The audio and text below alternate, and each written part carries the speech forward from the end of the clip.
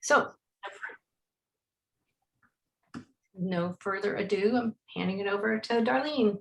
Thank you. Oh, and thanks everyone so much for coming. We're so happy to have you and taking the time out to join us. I'm very honored to be here. It's actually a pleasure to be able to work with people that are supporting the city's efforts with regard to our parks and outdoor usable green spaces and so on. I know that the City of Oakland would not be doing as well as we're doing were it not for the civic support that we get for our efforts.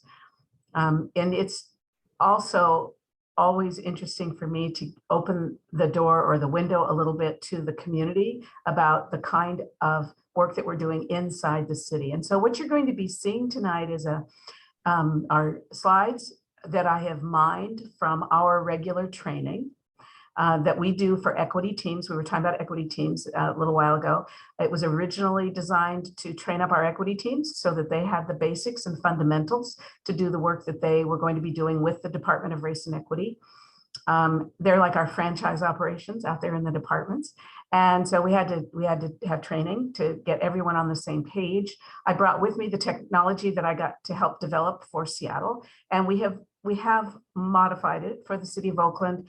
I could say more about that, but I won't. I mean, we've modified it in small ways to be customized for the City of Oakland, but it is basically the same theory of change and the same approach that we used in Seattle and is now being promoted across the country by some other folks who used to work in Seattle, who have an organization called GARE, Government Alliance for Race and Equity, and they are doing these kinds of trainings for other cities and other governmental jurisdictions that are interested in promoting racial justice in government. So it's really exciting to be part of this national movement and also to have been in on the ground floor. So I've had the last 15 years to refine this work and to modify it and adapt it and to present it to different groups of people by customizing the training with some specific information about the area of interest for the group that I'm presenting to. It's something I really enjoy doing because I don't change the approach. We don't change the philosophy or the framework for justice and equity based on what the issue is. We use the same approach no matter what the issue is, but it is important to make the training relevant to the audience. So I've done that the best I can. And I will disclose to you that almost exactly a year ago, I developed this slide deck for the Regional Park Foundation. They contacted me and said, we would like some anti-racism, pro-equity training for our organization. So I developed the slide deck. So I was really excited when I got the call and said, hey, would you come present? And it was like, I have just the slide deck for you. I'm so excited to get to use it again. I didn't realize it had been a year when I went and looked for it. I had to go back a whole year. This last year has been a blur, but it was a year ago, almost exactly. So this deck has been used once before, but only once. I dusted it off for you, and I hope that it's useful to you. But just know that we really take a big picture approach to this work. We really do go for the systems and the structures and the upstream causes of racial inequities in all aspects of our society. And so we're a little different than how most people think about race relations. This is newer, although obviously I've been doing this work for about 15 years, so it's not brand new, but it's newer than some of the other approaches that have been around a little bit longer. I think it works really well. It worked well in Seattle, it's working in Oakland, and it's doing really well nationally as well. So just know that what you're seeing has been seen before by hundreds and hundreds of people at this point, even though it might seem somewhat different to you and new to you. Hopefully it will be useful. So with that, I'm going to share my screen. Hopefully it'll be easy for me to find. I have too many things open because that's how I work. But I'll sift through here till I find the right one. And there we go. And get to the correct view. I always begin these presentations with a relevant quote or something that helps to center us on why we are doing this. Come on, screen. I want it to get big for you. It will, I think, eventually. Everything has been slow online for me today. I don't know if it's what's going on down at the city because I'm on a VPN with the City of Oakland, even though I'm working from home. Press F5 on your keyboard. Because? Because that will make it full screen. Oh, I think, you know what, it's on its way, Eddie. It's just, Okay. everything is going really slow today. And I have a feeling that it's a combination of issues, including the fact that my internet seems to be a little unstable. So I want everybody to keep your fingers crossed so that I don't get bounced out of here. If it starts to get shaky, I'll probably turn off my camera. I'll leave it on for as long as I can. So here we go. I'm gonna get this out of the way too. Everything is just running slowly. So whose parks are parks?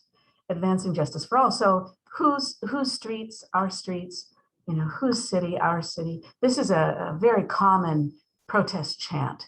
It's call and response. The leader says whose parks, the crowd says our parks, or our streets, or our city. And I love this because it calls us all in, right? It's not mine, it's ours. But it does reinforce the idea that it doesn't just belong to some, it belongs to all of us. And advancing racial justice for all means making that true. So it's a bit aspirational because the history of this country is that our stuff, the assets of our society have not actually been available to all the time. And so the work of the Department of Race and Equity is to further this vision and to as Barack Obama liked to say, continue to further the effort of a more perfect union. The aspirational objectives have always been there, but they've been thwarted and sometimes twisted along the way to not have our country completely live up to our full potential. But there have always been people, always working for that to happen. From the very beginning, from when things first went wrong in this country, there have been people pushing back and pushing back and pushing back to make it right. And this latest iteration of work that got started in the city of Seattle, but has now spread to other cities, including Oakland, it's just the latest iteration. I like to think of it as we're standing on the shoulders of all of those justice fighters, those freedom fighters that came before, and we're building or writing the next page of history for liberation and inclusion. So this is a quote from Dr. Crystal Jones. Love her face, love her work. She has done a lot of work and, you know, delivered for me this beautiful quote about inclusion in outdoor spaces. Outdoor Leadership School is, you know, that is her arena. And this is an arena we don't often think of Black people standing in the center of. So she's been a real role model for many folks who have been working specifically in the area of outdoor access.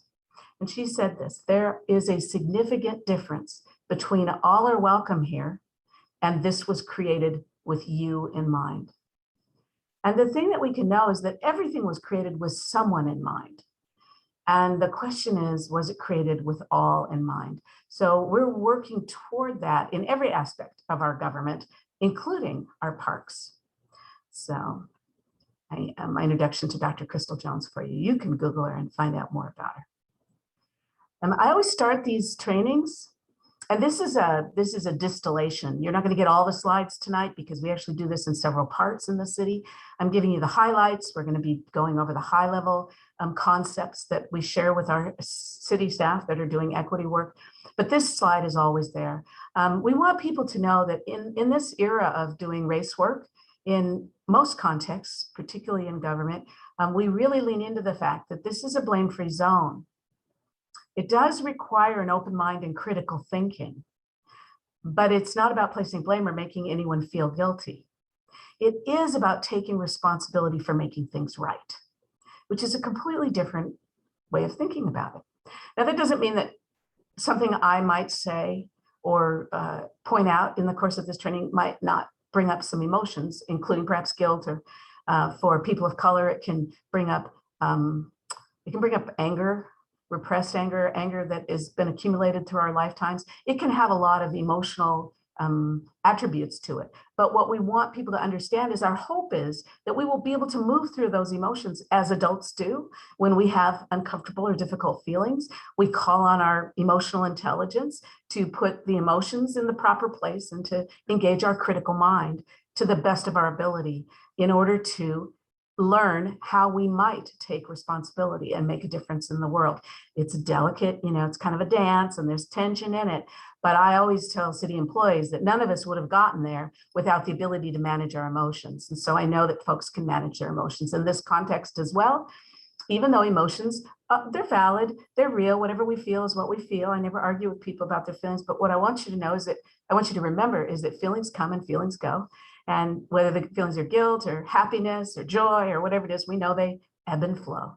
And so just sit with it, see what it has to teach you, and as soon as possible, let those feelings go on so that we can keep working together to make the world a different place and to leave a different future for our children and next generations, maybe less guilt and shame because we have created a better world. We always start, or almost always start, by acknowledging whose land we're on. This is tribal land we're on. This is tribal land. Not that long ago, there were literally hundreds of thousands of Native people living in California before first contact with Europeans, before being occupied by Californios or Mexican. See how to describe Californios if you don't know. There are people who are given power and land grants over the rights of the Native people here that were here before. The people came from the East Coast, mostly European folks, European descent folks came from the East Coast and throughout the Californios, stole the land from them. So this land has been passed from hand to hand a couple of times that we're on. It's important for us to remember that this land was never unoccupied. It belonged to people. It was their home. They saw it as their home, even though they didn't see land ownership in the same way that we do. It was their land, and that it was stolen. It was taken from them, and it was primarily enforced through very harsh measures, genocide, and so on. And so the population fell off very dramatically over a relatively short amount of time, a couple of hundred years. It is building back up in more recent years. And there's a lot of different theories about it. I'm not sure if anybody knows I don't know the full answer because I'm not part of the Indigenous community, but I don't know if this is that more people are identifying as Indigenous or that the population is actually growing. It doesn't really matter. There are actually quite a few Indigenous people among us. This is Ohlone land, and they're actively working for land rights. And some of you already know about this because of some work that's going on in the park about this. But we actually tell people in our classes that to remember that this work is necessary, this repair and this healing with Indigenous folks, if we hope to achieve true equity in our society. So they're sometimes not talked about as much because the numbers are so much smaller than some of the other racial groups in California. We don't always have the best data about Native populations. And so we have to just do a little extra remembering as we begin to center our thinking and our hearts on justice and equity. This is my family. This is my blended, multiracial family. My father's in the forefront there, and I'm sitting right behind him. When I see this, I always kind of wish I was sitting on his shoulders, but I'm actually sitting on the hood of his car, which was his pride and joy. It's how we all got there. We're in Mount Rainier National Park. This was a tradition in the family that we would go there in the summertime, sometimes more than once during a summer, but I'd say at least once a summer. We'd pack a huge picnic and in the trunk of the car, and we would all drive up to the park and spend the day in the picnic area at one of the major gathering places. It probably was, I'm pretty sure this was Sunrise, but I'm not 100% sure. And so it was a family tradition. And I think that it's interesting because I grew up in Black community in segregated Seattle, and this was not typical. This was not a typical experience for my Black friends and in my neighborhood. But my mother and my father and her mother, who was over his right shoulder, that's my grandmother, her sister there, Aunt Lily and a cousin. And then that's my brother squirming away from my mother. You can see her holding on to him because he was a wiggle worm, and he's a couple of years younger than me. So he wasn't sitting still for this photo. But my mother was very pivotal in encouraging and making sure that we got to spend time in the outdoors. And my father loved my mother and was going to do whatever he could. And his family relocated to Seattle, followed him and his brother to Seattle, so that most of my family, most of my Black family ended up around me, gathered around me. And my mother became an adopted member of that family as she was disowned by her father when she married my father. So we were a pretty tight-knit crew, and we did things together in the outdoors. My father's family also loved to fish. We weren't fishing on Mount Rainier, but we spent a lot of time outdoors fishing. And so I got to grow up in the outdoors and have an experience of being acclimated to recreating and camping and eventually hiking and backpacking that all began because I believe, because I had a family that was unique and that brought to it a different perspective on being in nature. And a comfort level with being in nature that they got from drawing on their collective wisdom about the outdoors. All of these folks had been farmers in Missouri. My mother and her family owned a farm. My father and his family were sharecroppers. So they came from outdoors. It's important to remember that Black people are the indigenous people of Africa. And when they came to the United States, they were deployed agriculturally because there was a deep connection to the earth and to the outdoors. But somewhere along the line, because of slavery and because of harsh treatment in the exposure of the woods, if you will, there was a separation from that, along with other cultural losses. So I feel very lucky to have been in a family that was able to reclaim some of that. And this is where my heart comes from for this work. So that's my family. Happy to introduce them to you. And I love that I'm staring right at the camera. I think it's a fun picture. So this is on my desk. This is my favorite family photo. So I want to do a little warm up with you because it's important for us to, I'm already trying to do some disruption. You may be able to tell that. I'm trying to, in this frame, I'm showing you a different image of people of color, of Black folks, of a family that is not necessarily a typical family, particularly not for the 1950s. You can tell by the way people are dressed here that this was a while ago. That here we are out in the outdoors and the women are wearing dresses, you know. And I think that's interesting, not just the women, so am I, as I look more closely. So this was a while ago. And this was not a commonplace thing. We weren't running into a lot of other people of color as we were out there in this scene.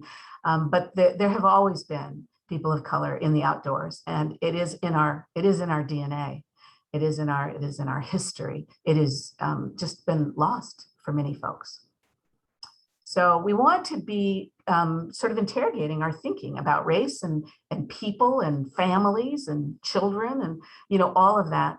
And this warm up is just something to engage our brains a little bit. There's not a lot of interaction in this presentation. There's not going to be, because I'm going to be trying to cover so much in a short amount of time. So this is just a little thing to get you engaged, to get you warmed up. It's a warm up exercise that goes like this. Please choose a number between 1 and 10. Any number between 1 and 10. And then multiply that number by 9. Whatever answer you get, if it's a 2-digit answer, add the 2 digits together so you get back to 1 digit. Then from that 1-digit number, single-digit number, subtract 5.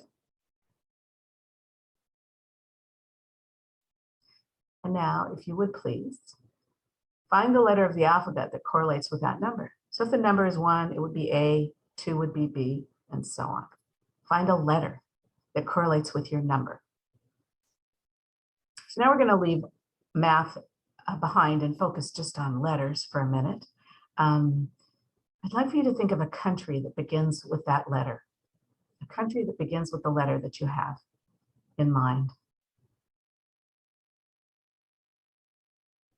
And once you have a country, think of the last letter of that country's name and think of an animal that begins with that letter. An animal that begins with the last letter of your country's name. And then, and this is the last one, think of the last letter of that animal's name, and think of a fruit that begins with that letter, a fruit. So now everyone should have a country, an animal, and a fruit. And I'm not going to be able to see it, but what I want you to do is if you came up with Denmark, oranges, and kangaroo, throw your hand up. Put your hand up. And maybe somebody who can see the hands going up can tell me how many hands are going up. Oranges, and that's Denmark's flag, you know. Oranges, kangaroo, Denmark. Few hands going up, a lot of hands going up. What's going on?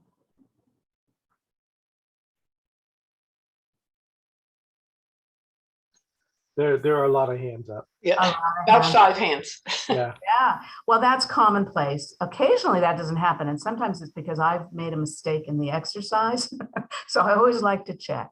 Because if I don't get all the steps right, it'll mess it up.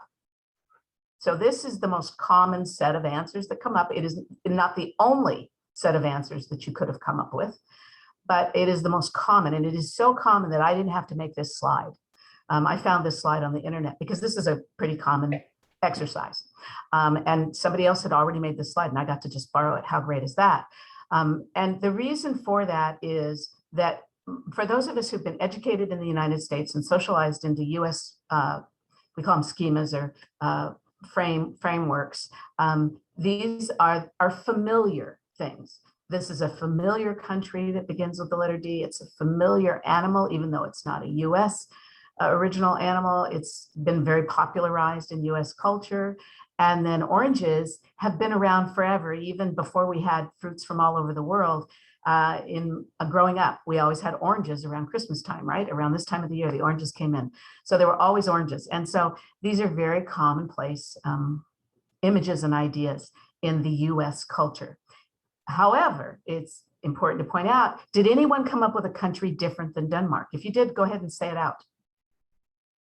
Anybody find a different country? Dominican Republic. Dominican Republic. That's right. So if you chose Dominican Republic, you would have then gone down another pathway. You would have had different animals and different fruits. Another country that begins with D is Djibouti. Djibouti. Djibouti is on the African continent, and most people have learned very much about Djibouti, including the fact that it starts with D, even though it doesn't sound like it starts with D. So we got Impala. What's that? Impala. Impala. Yeah. You didn't choose Impala. I did. So it's possible to go down a different path, but the majority of the people in this country who are presented with this exercise end up in the same place.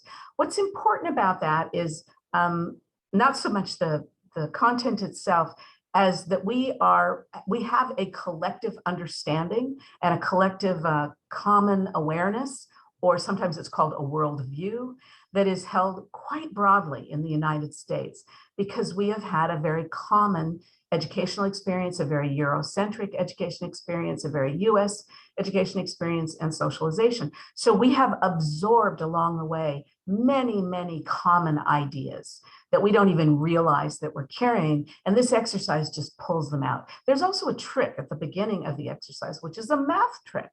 It caused you all to end up with, you know, if I said it right and you did the arithmetic right and everything, you would have all ended up with the letter, with the number 4 and the letter D. So there was also a setup. And so we like to lean into the fact that racism is also a setup. Race, the very concept of race is a setup. It's a trick. It's a sleight of hand. In the case of this arithmetic, it's a function of 9 and, you know, blah, blah, blah. I'm not a mathematician, but somebody explained it to me once. I tried to absorb it, but it's predictable that it will always come out the same way. And as long as we adhere to those ideas that we've absorbed and those ways of thinking about race, we'll always end up in the same place, and we won't even realize how we all got there together. it makes us feel like we're all right because we all got to the same place, when in fact, it's just a byproduct of our socialization and education, which is not complete. It doesn't include Dominican Republic and Djibouti very well, right? It may have for us if we were educated somewhere else, if we were not educated in the United States or Europe, if we've been educated in the Caribbean or South America or Central America, we might have learned a little bit more about the Dominican Republic. And certainly if we'd been educated on the African continent, we probably would know where Djibouti is. So it could be very different for us depending on where we were socialized and raised and educated. But in the United States, we actually can predict quite a bit of people's reaction about commonplace things like race and gender and other accepted and generally understood concepts that we kind of take for granted. And we want to mess with that. The reason I do this exercise is to let you know, I'm very transparent about how I do this work and how we do this work. We want to mess with that, because if we stick with what we absorbed accidentally, basically without our permission or any particular conscious examination, we're not going to be able to bust out of current conditions and change the world very well. So everything about this training is really designed to help us get out of the box. And that includes how we even think about the term equity. Equity is not the same as equality. Equality obviously is treating everyone the same. The problem is because people in this country have not ever been treated the same, they're still not treated the same. Spoiler alert. But more importantly, they never have been. We have different groups of people, scattered across the country who are starting in very different places. And so if we try to treat everyone equally, we don't necessarily have the same impact on everyone because not everyone is standing on the same level of ground. They're lower or they're further back. Sometimes we like to use the starting line metaphor in a race, where people are in the starting blocks, but the starting blocks are not lined up straight across the track. Some people have a handicap, and that handicap is historical, it's multi-generational, and we have yet to correct for it. The purpose of this equity work is to correct for it. That's exactly what we're focused on now. How do we correct for these unequal starting places and unequal conditions that we find in our city, in our country, in our state, in our county, however you want to slice it? You can find these disparities playing out very graphically in life outcomes in all kinds of ways. So we want to differentiate between equality and equity. We're trying to get to equality, but we're not going to be able to go straight there. We have to go through equity in order to get people caught up, in order to level up members of our society that have been held back for now hundreds of years. So it's a significant impact. So we have to talk about this a lot. I can't tell you how often in conversations in the City of Oakland, we lapse into equality thinking and equality problem solving or whatever the case might be, because since the civil rights movement, equality has been, let's just do equality. We'll just do equality and we'll all be good. What we found out, because it's been a while since the civil rights movement now, is that that has not created justice in outcomes. It's not created fair and just access to the resources of this society. Equality is not enough. We have to go further and we have to do equity work. So you see over here on the right-hand side that we take into consideration that people are not starting in the same place. We put supports underneath them that meet their needs. And by the way, what's inside those boxes might be different from group to group because the supports aren't going to look the same. Not every group needs the same supports, but groups that are starting from a different place are going to need supports. And there's another piece to this image, which probably many of you have already seen, but I want to break it down a little bit for you. And that is the fence. The fence represents institutions. The City of Oakland is an institution. The Parks Department is an institution within the institution. And there are institutions all throughout our lives. And those institutions all have defining boundaries and policies and practices and laws and codes and everything else in the case of a city that define a city charter, that define who we are and how we roll, what our mechanisms are, how we operate. They reflect the values of the time when those things were put in place, but they tend not to be embedded with justice and equity. So you'll see how the fence goes up on the right, where the representative image that has the most disadvantage is, the fence actually gets taller. And there's a saying among poor people and people of color that it turns out it's really expensive to be poor. And I could give you I could reel off a dozen examples of how it is expensive to be poor. But that's a way of saying that it doesn't get easier just because you're poor. Things get harder and cost more in many ways, actual dollars sometimes, and also psychologically and emotionally. There's a lot of costs that go with being poor. So it gets, the challenges get harder on that side of the equation.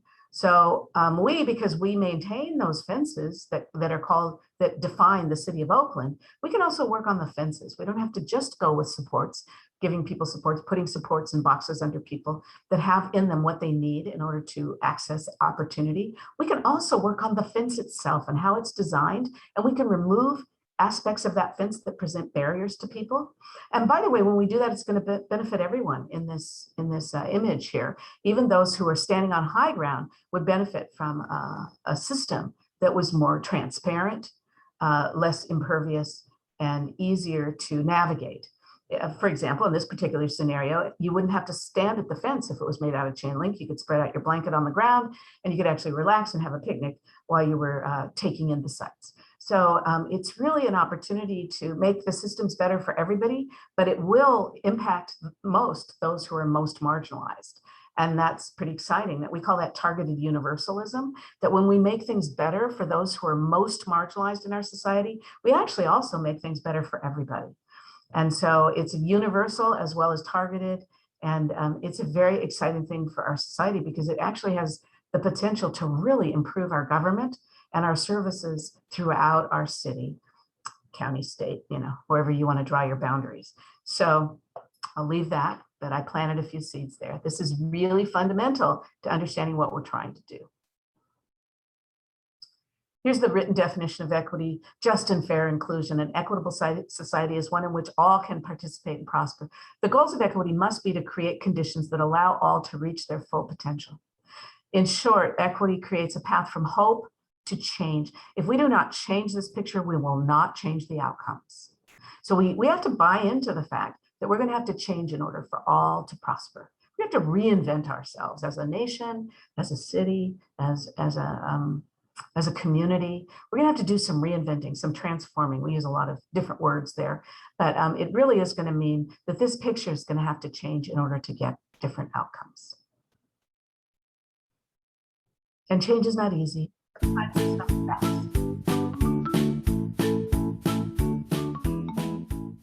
Oh, hey, I didn't see you there. You know, if you're like most Americans, you probably say to yourself all the time, systemic racism.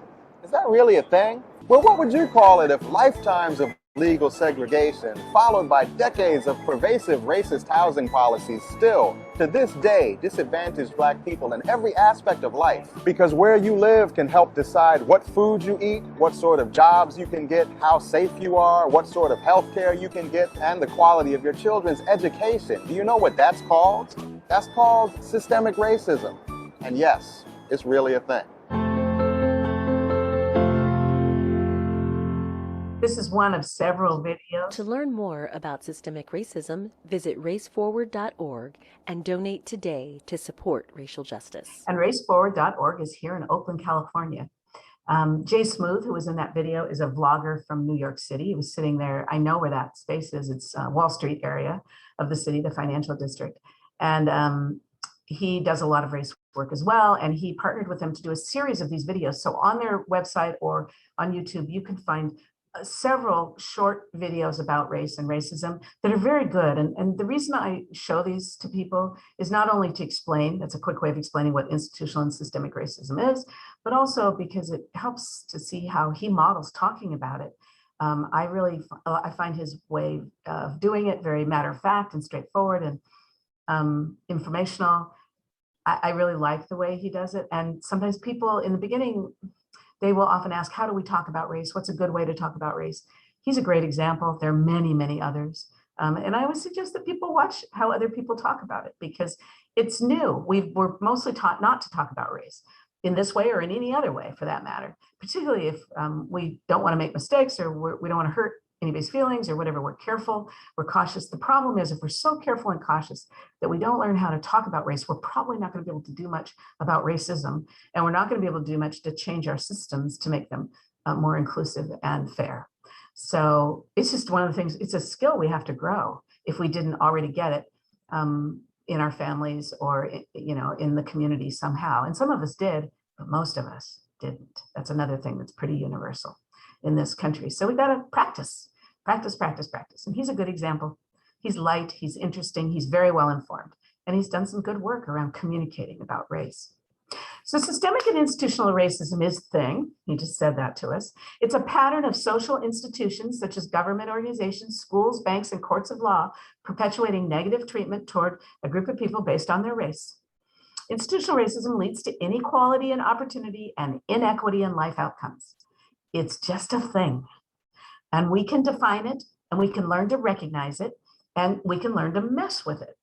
And it has a lot of parts. That's why I like to use this little graphic up in the corner, and they interact with each other, they interlock. Doesn't matter which one of those gears you grab onto, you can affect the system. There's a lot of system thinking in this, thus systemic and institutional racism. And so there are plenty of on-ramps for doing this work. And it doesn't matter if you're in the center here or on the edges, as long as you're focusing on the systems and how they work with each other, you can make a difference, you can make progress. So there's your definition. And I have probably already said those words before, and I will be saying them throughout this presentation. We leave nothing to chance. Now you know what we're talking about. So we have a vision, and our vision is important because if you don't know where you're going, you know, any destination will do. So to create a city where racial disparities have been eliminated and racial equity has been achieved is our vision. That's a vision that is likely to not be completely completed in my lifetime. It might be, we don't know.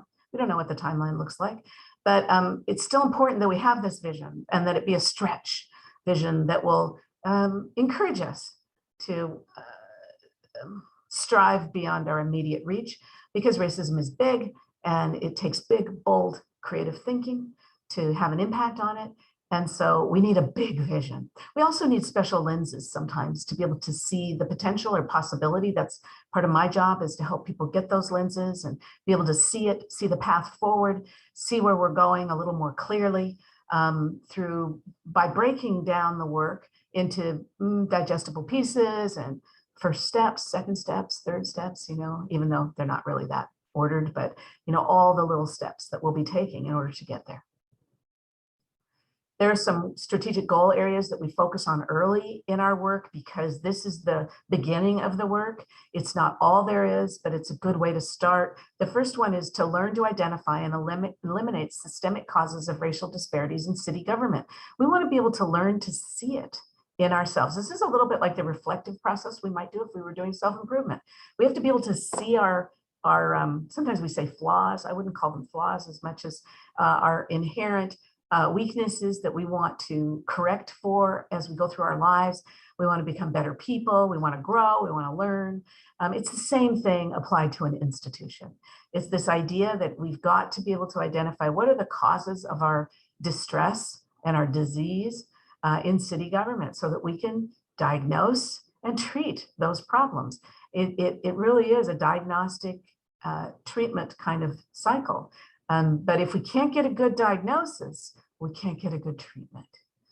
I use a lot of medical metaphors. It's not just because of COVID. My mother was a nurse. So all that stuff makes a lot of sense to me. She shared a lot of information, but pardon the medical stuff. I'm not a nurse, but I just was very close to my mother, actually. So the second part is promote inclusion and full participation for all residents of the city. We know that we need to involve those who are not currently involved, those who are the most difficult to engage, those who are the most disenfranchised and the most underserved in our city, in order for us to have the whole picture and to be able to solve problems comprehensively at the root cause level. We need the insights and wisdom and lived experience of those who've been impacted by the history of marginalization and exclusion. So the antidote to exclusion is inclusion. And so we spend quite a bit of time talking about how do we do that? How do we do that better? This is not something government is well known for. but it's not just government. So this is a place where we have to grow and change. And we're working on it in Oakland. And the last thing is we want to start to use data differently. We want to be able to track racial disparities in our city, and we want to be focused on reducing those racial disparities over time. And this requires that we create a different relationship with data. Most of us have experienced data used to punish us, feedback data like on a report card or whatever. I mean, great if we're doing good, but if we're not doing good, there might be some negative consequences.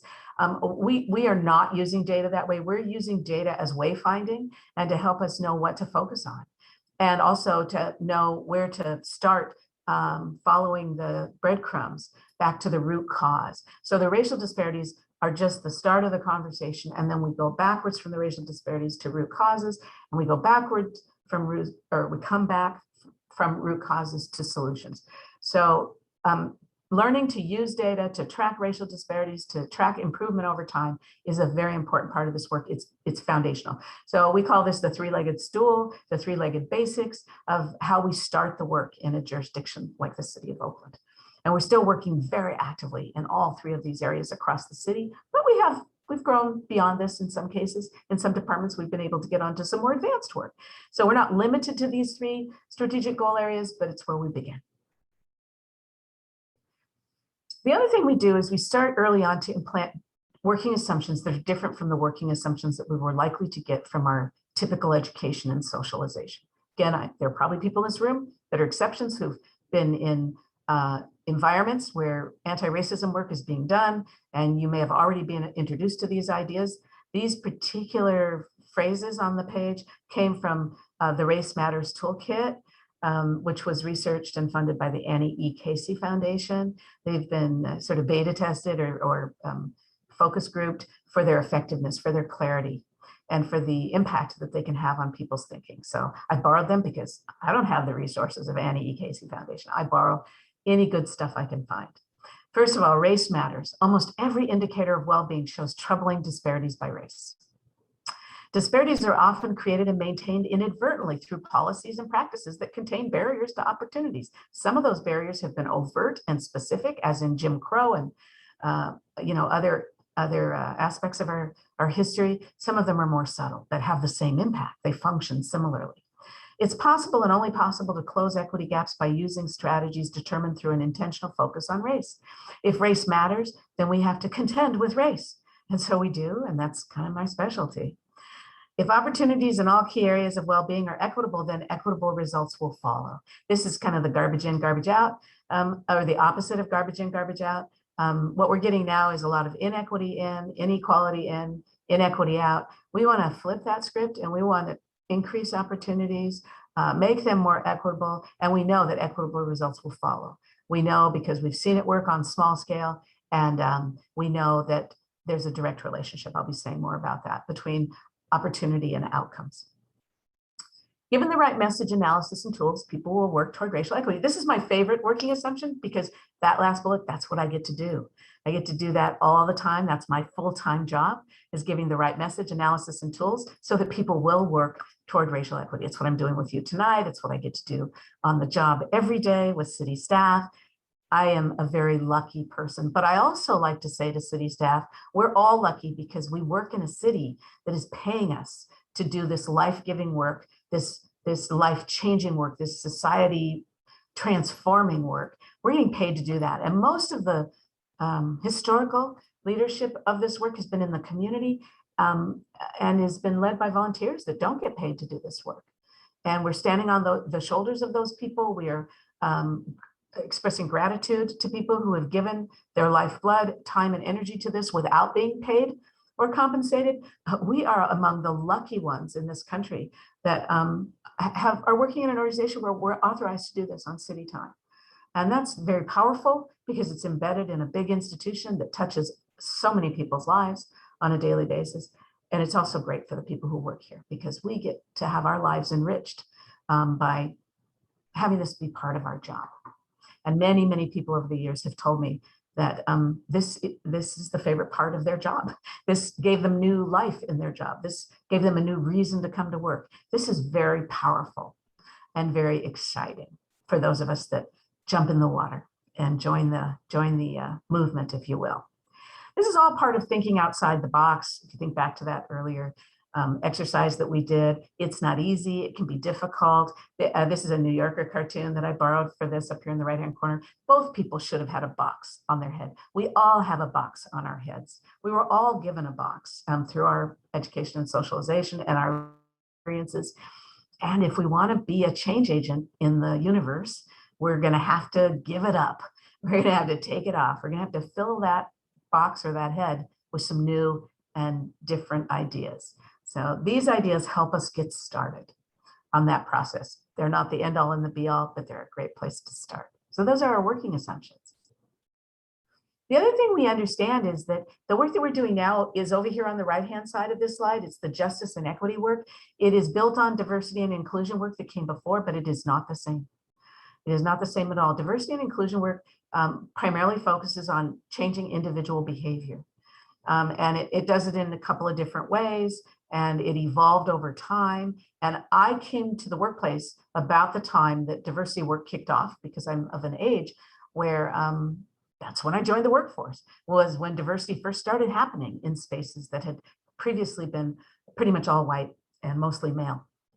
So that's when we had the need to do diversity work. And then we were able to expand diversity work into inclusion. So I've had, a lot of years now of exposure to diversity and inclusion work, but I've never done diversity and inclusion work. I've never led it. I joined this work just 15 years ago. So I came in on the leading edge of equity and justice work in institutional settings. And I feel really lucky because I got the benefit of experiencing diversity and inclusion work, but that helps me understand how this is different from that. Equity is different because it focuses on policies, practices, and procedures to ensure equity outcomes. So basically, if you think about it this way, a co-trainer of mine in Seattle used to say, when we're doing diversity and inclusion work, we're mostly focusing on individuals. When we're doing equity and justice work, we're primarily focusing on systems and institutions and the policies, practices, and procedures that define those institutions and their impacts on the people that they profess to serve, right? And so we have pivoted away from changing individuals to learning to change institutions. I think the benefit of that is probably obvious. We can have a much more mass population impact when we change institutions than when we try to fix individuals. It's just practical. It goes more to the heart of the matter, to the root of the matter, because whatever bad ideas we picked up that would get in our way of being powerful change agents around justice, they happen to us in institutions. We picked up most of that in institutions. And by the way, families are also institutions. They're just little tiny mini institutions or systems.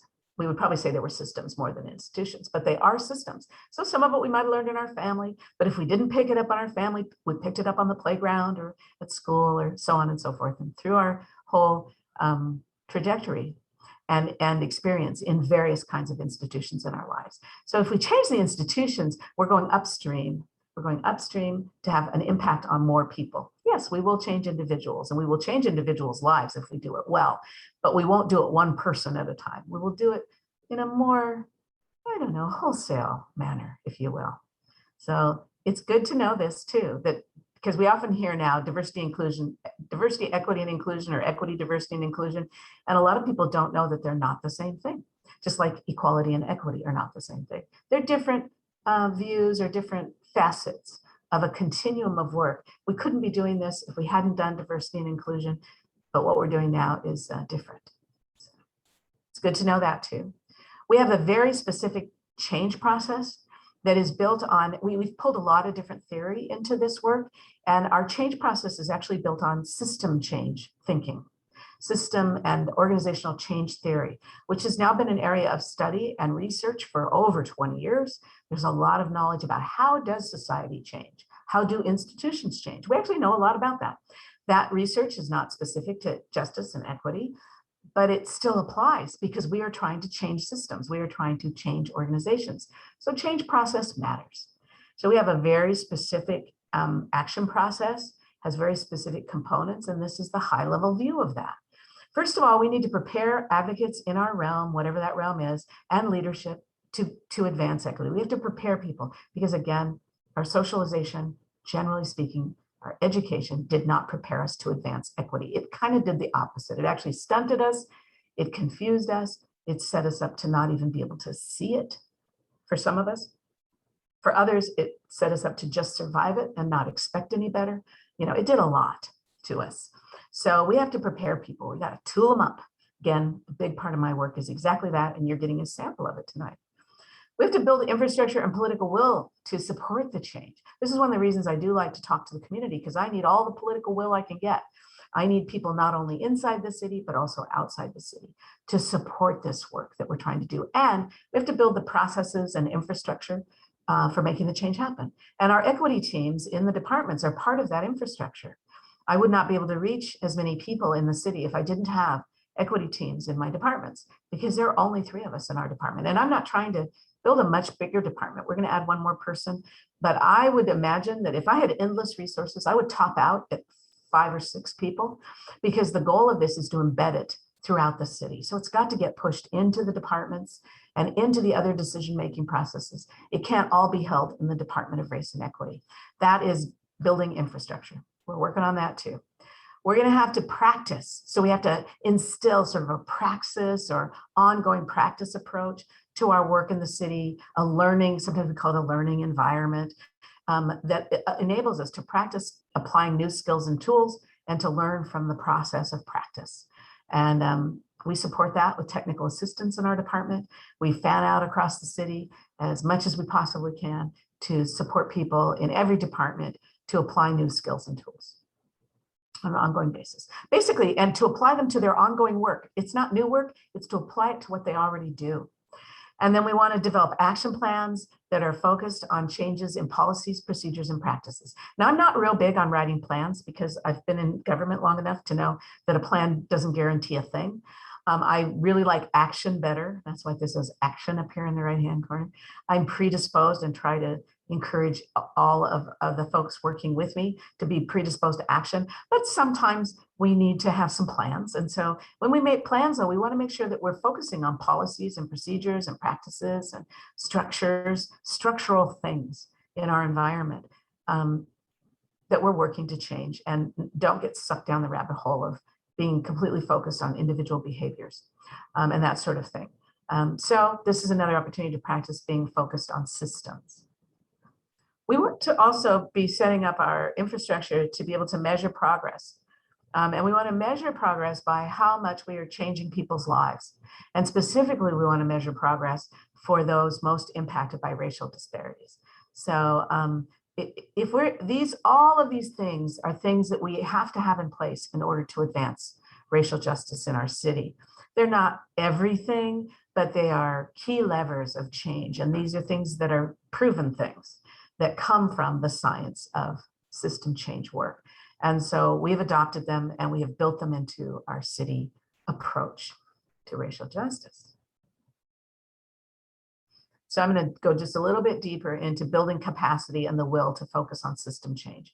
And part of that is changing the narrative about race and how we got here and what we understand about our current situation as it connects to our past. So one of the main things that what a great example, this is such a graphic and great example about how systemic racism works and has worked for quite a while. This is the home loan. I always forget what the initials mean, but this is the redlining map that was put together by the government. Yes, by the government in the 30s and 40s. A map like this was drawn up for almost every urban area in the country of any significant size. Because Oakland wasn't that big then, you actually see us here illustrated along with Berkeley, Alameda, San Leandro, Piedmont, Emeryville, and Albany. So this isn't just Oakland, but you can see Oakland's right in the middle of it. There we are. And there are maps like this for urban areas all across the country. And they were created very, very intentionally. They were used very heavily in the implementation of the 40-year mortgage opportunity for folks to become property owners, to own homes for the first time if you weren't old money. If you didn't have old money prior to the 40s and 50s, if you didn't have old money, you couldn't buy property generally speaking, because you'd have to put 50% down or maybe even pay for all of it at once. There wasn't any mechanism prior to that for what we now, commonly know about as the 40-year mortgage or 30-year mortgage or 15-year mortgage with a 10 or 20% down. So that was invented. And it was invented in response to recovery from the Great Depression and in response to the need to build wealth and well-being that was more vigorous than we had had in this country before, where we had wealthy people with old money and a few people who struck it rich in the gold rush or something and got some new money, and then everybody else who was poor or working poor, basically, without regard to race. But when this was created, it was designed in such a way that it was not available to everyone. It was just available to white people. 99% of those mortgages up through, I don't know, the 70s, really recent, 99% of that, those subsidized mortgages went to white people. And the way that that other people were kept from having it was that if you didn't live in the right neighborhood, you couldn't have access to it. And people had already been bordered into the other side of the track, basically. You'll notice that that's exactly what's going on here. And that's what went on in most places, where people of color bordered into the least desirable parts of the city. And then they mapped them and redlined them and said, these are poor risk areas, don't loan any money here. There was no evidence at that point that people here would be less likely to repay their mortgage. There was no history. There was no underwriting. It was just an assumption based on race primarily, sometimes on class. In the yellow areas, you had a mixture of people of color and low income working white people sometimes. And then in the blue and the green areas, you were going up the scale.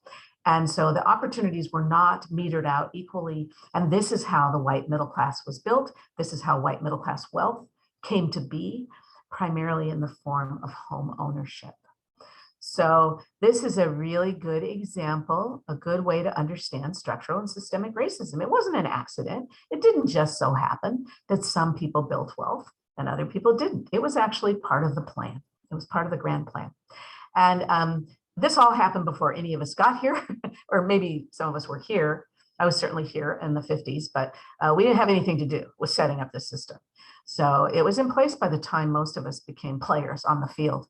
And we fell into our places, to our into our prescribed, our socially prescribed roles. But we didn't create the systems that we were born into. That's why I tell people they don't have to feel that bad about it. Now, if you know about it and you're not doing anything about it, maybe you should feel a little bad.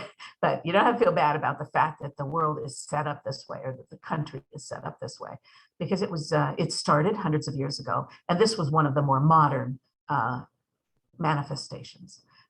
Reservations for indigenous people are also part of this, as well as things like indigenous boarding schools. And I mean, this bordering and controlling of where people were and what they had access to goes way, way back. But this is a modern version, and there's a great book about this if you haven't read it. Oh gosh, it's not in this presentation. I usually throw the cover of the book in here, but it looks like it's not there. It's called The Color of Law, and it's very well publicized at this point. It's been written by the author's Rothstein, and it's a real deep dive into the impacts, the long-term and short-term impacts of redlining. It's a very informative book. I really recommend anybody working on municipal issues read The Color of Law, just to understand the world through a different lens. So we know that the historical roots of racial segregation and persistent poverty are laid out for all the world to see, and through this redlining story. And there were many pieces to it. It wasn't just a map. It was all the ways that the map was used to steer some people toward opportunity and other people away from opportunity.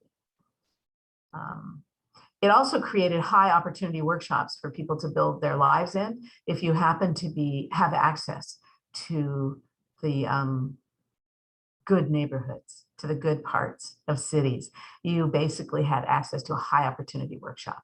Now, this doesn't mean that everybody's life turned out exactly the same. Not everybody turned out to be Bill Gates, or, pick your white guy, if you will, for sure.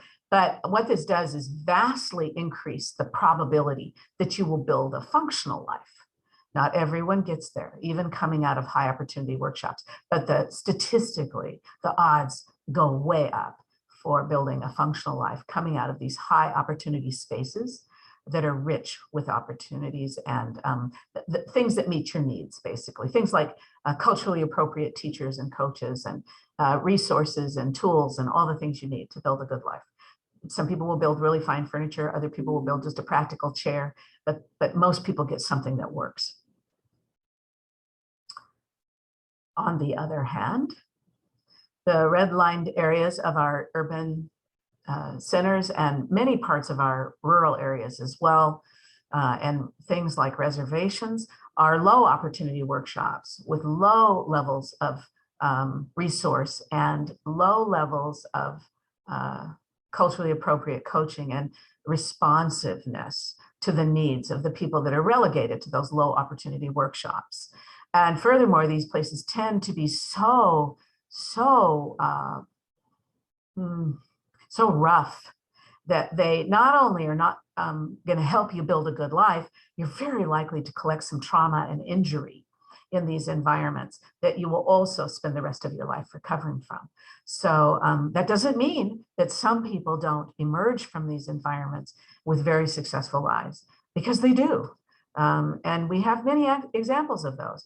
But statistically speaking, the odds are completely the reverse of what happens as a result of a high opportunity workshop. So you get a much higher probability that people are not going to have good outcomes in their lives coming out of low opportunity workshops. Some will. They're really exceptions to the rule, just like the exceptions to the rule are failures in high opportunity workshops. So it's a reversal of the probabilities. And that is where racial disparities come from. So that's your primer on racial disparities. It's very important that we understand this, because there's a narrative that goes with racial disparities that's quite dangerous when it comes to wanting to fix things. And that is that people are having these experiences because they chose them, because it's their fault. It's their fault that African-American children have ER visits for asthma that are this exponentially greater than white children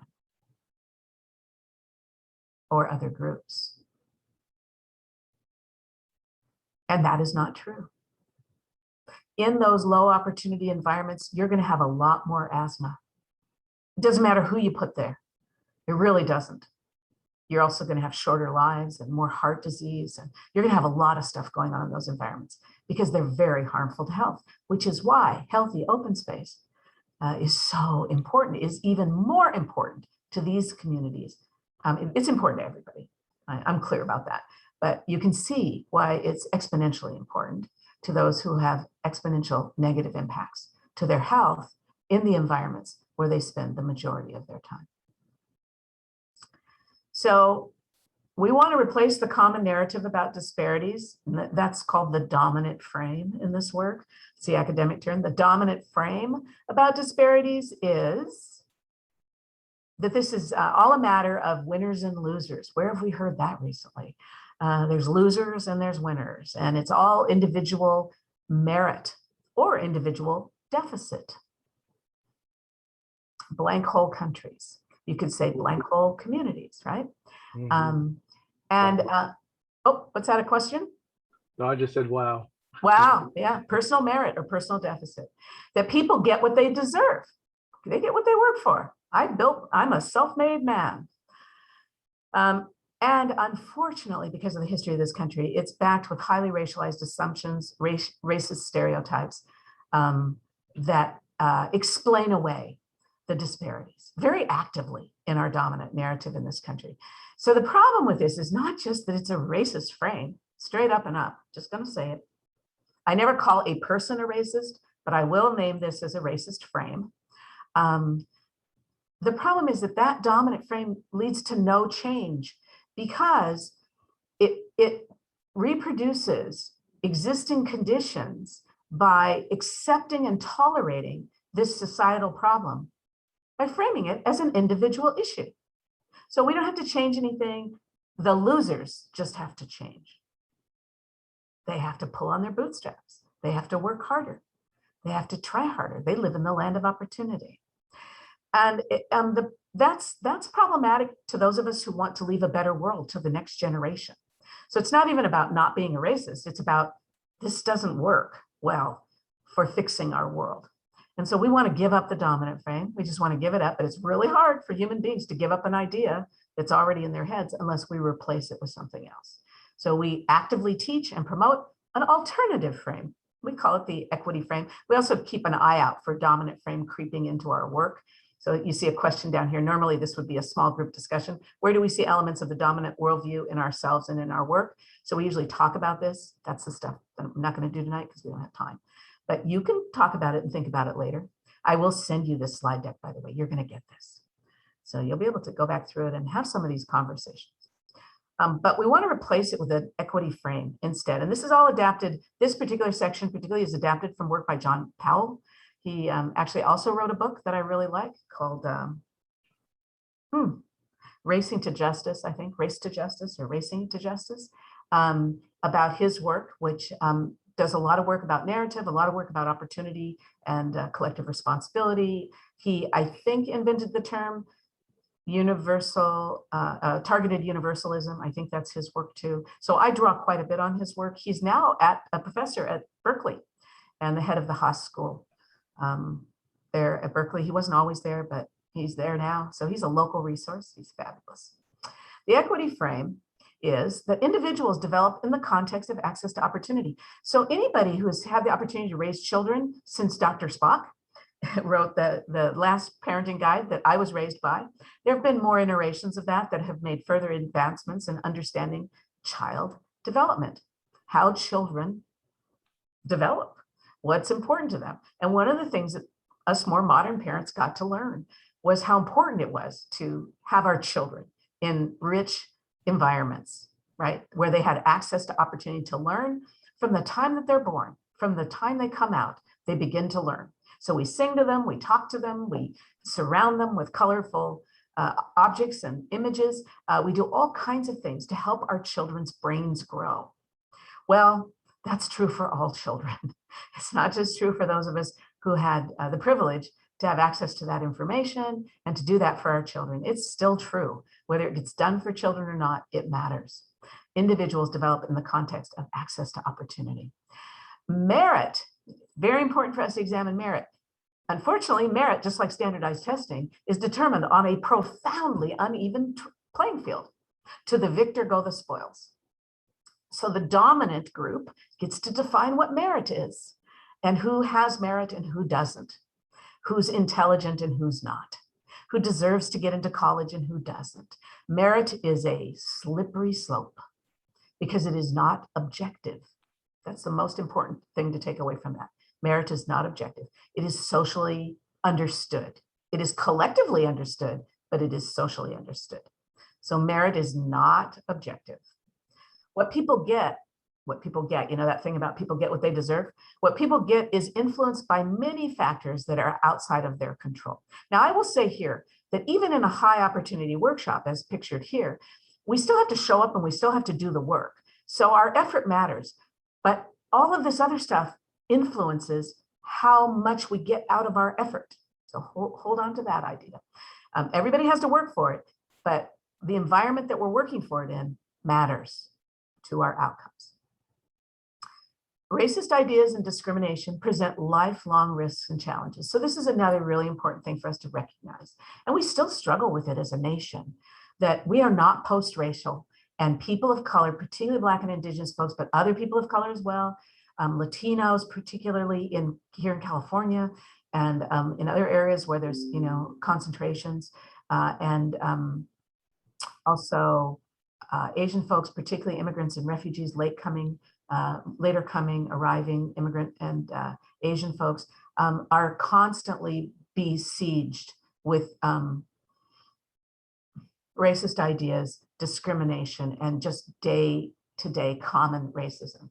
And it saps an enormous amount of psychological well-being and energy and attention, just navigating everyday racism. And I present this to you not as a complaint, because I obviously know that we are resilient. People of color have resiliency that other folks could only hope to have in many ways, because we wouldn't be here if we didn't. We are the survival evidence of survivors. So we have a lot of resilience. We have a lot of capacity to do this, but it does cost us. It has a cost. It's one of the things that tends to shorten our lives. The stress related to it, the stress related disease is part of the explanation. Also the environmental conditions that many of us are raised in, but also just the stress of racism contributes to a shorter lifespan.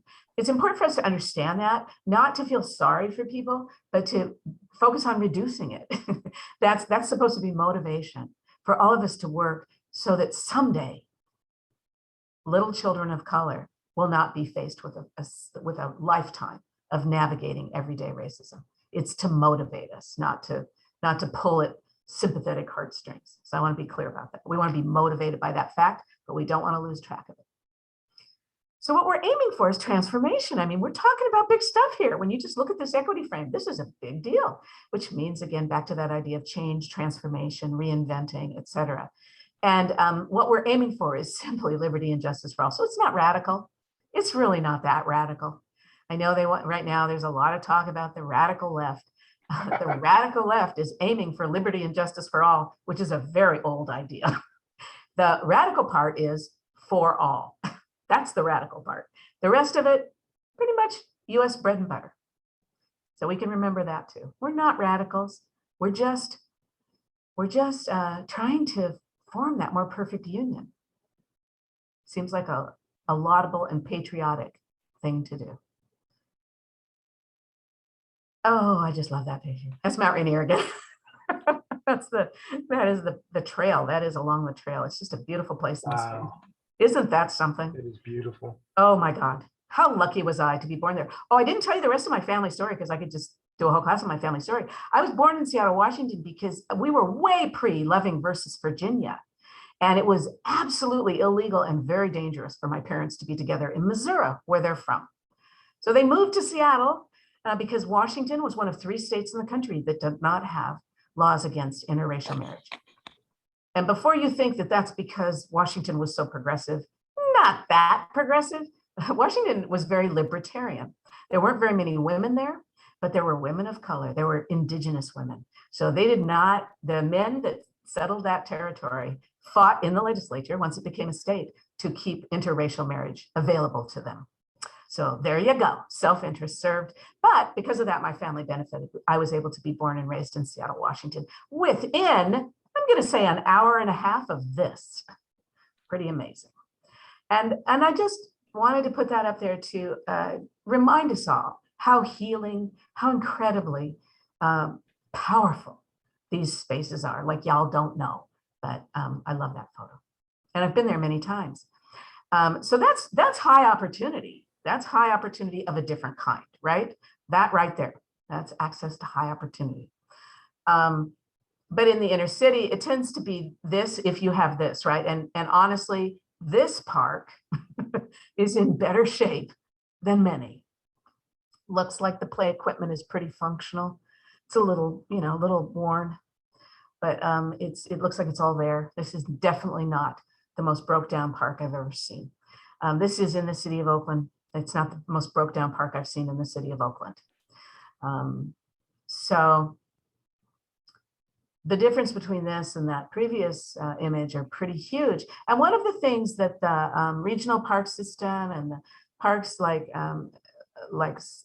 Joaquin Miller in the hills up there, it's even closer than Mount Rainier, but so infrequently accessed by populations that are relegated to these environments and have never been there, don't even know it exists. I hate to say that, but maybe they vaguely know about it, but they have no idea what it looks like and have never been there. And yet they're so close. So this is our challenge. Raise the power of an illusion. Boy, what? Oh, gosh, more books. Here's all the books. So I can't do all this history stuff in this short time that we have together, but I want you to know there's a lot of resources out there, and I will send you a resource list. Raise the Power of an Illusion is a video series that I, for many years, did a workshop on in Seattle. And it's great. It's 3 hours long. It's in 3 parts. Y'all can even watch it together. It's pretty cool because it really breaks down the history of race and racism in this country and helps you to understand a lot about it, including that race is made up. Race is not actually a determinant factor for anything, for intelligence, for how high you can jump on the basketball court, for anything. There is no correlation between the attributes that define race, which are very superficial: skin color, eye shape, hair form, those things. There's no correlation between those things and any genetic predisposition to any other talent or ability. There's no correlation. We were bamboozled. We were definitely taught that, and it's still very circulating in our society. It's not true. Even the positive things about race, like Asian students being smarter, not true. They are a product of their socialization and their background, of course. And some of them are absolutely brilliant. But the problem with buying into the model minority myth is many Asian students struggle. Many Asian students, and they don't get help because everyone assumes that they don't need it. So it's dangerous even when it cuts positive, right? And so we have to be very careful about this illusion of race. We need to understand it deeply. I strongly recommend this video. It's very good. It ages well. It's about 10 years old now. You'll see John Powell in it. He's interviewed in it. It's got a lot of really smart people in it. Then there's this book, Stamped from the Beginning. Ibram X. Kendi does a deep dive into the racist ideas that taught us to believe that certain groups were inferior and incapable of performing or being successful in the US context. It's really deep. It's very hard to read, but I think it's worth at least looking at. And then here's The Color of Law. I didn't think I'd do a presentation without this. This is the cover of Richard Rothstein's book, The Forgotten History of How Our Government Segregated America, very actively and very vociferously, and how it was backed up by policing and all other forms of government, if you will. So that's the end of my background slides. That's the end of my setup. Now I've told you the high level version of why we have to understand structural racism in order to solve problems. And here's the problem for y'all. This is national data. Visitors to public lands and US population by ethnicity and racial group. This is a disparity. Kind of runs parallel with asthma, but this is a disparity. These are disparities. We have these beautiful lands across the country. This happens to look at national forests, wildlife, national parks, wildlife refuges and national parks, but we also have beautiful open spaces in our regional park system and county park systems and even city systems. The data is about the same when people do collect it and look at it. We see a much lower participation for people of color groups, and particularly for African Americans, but not just for African Americans.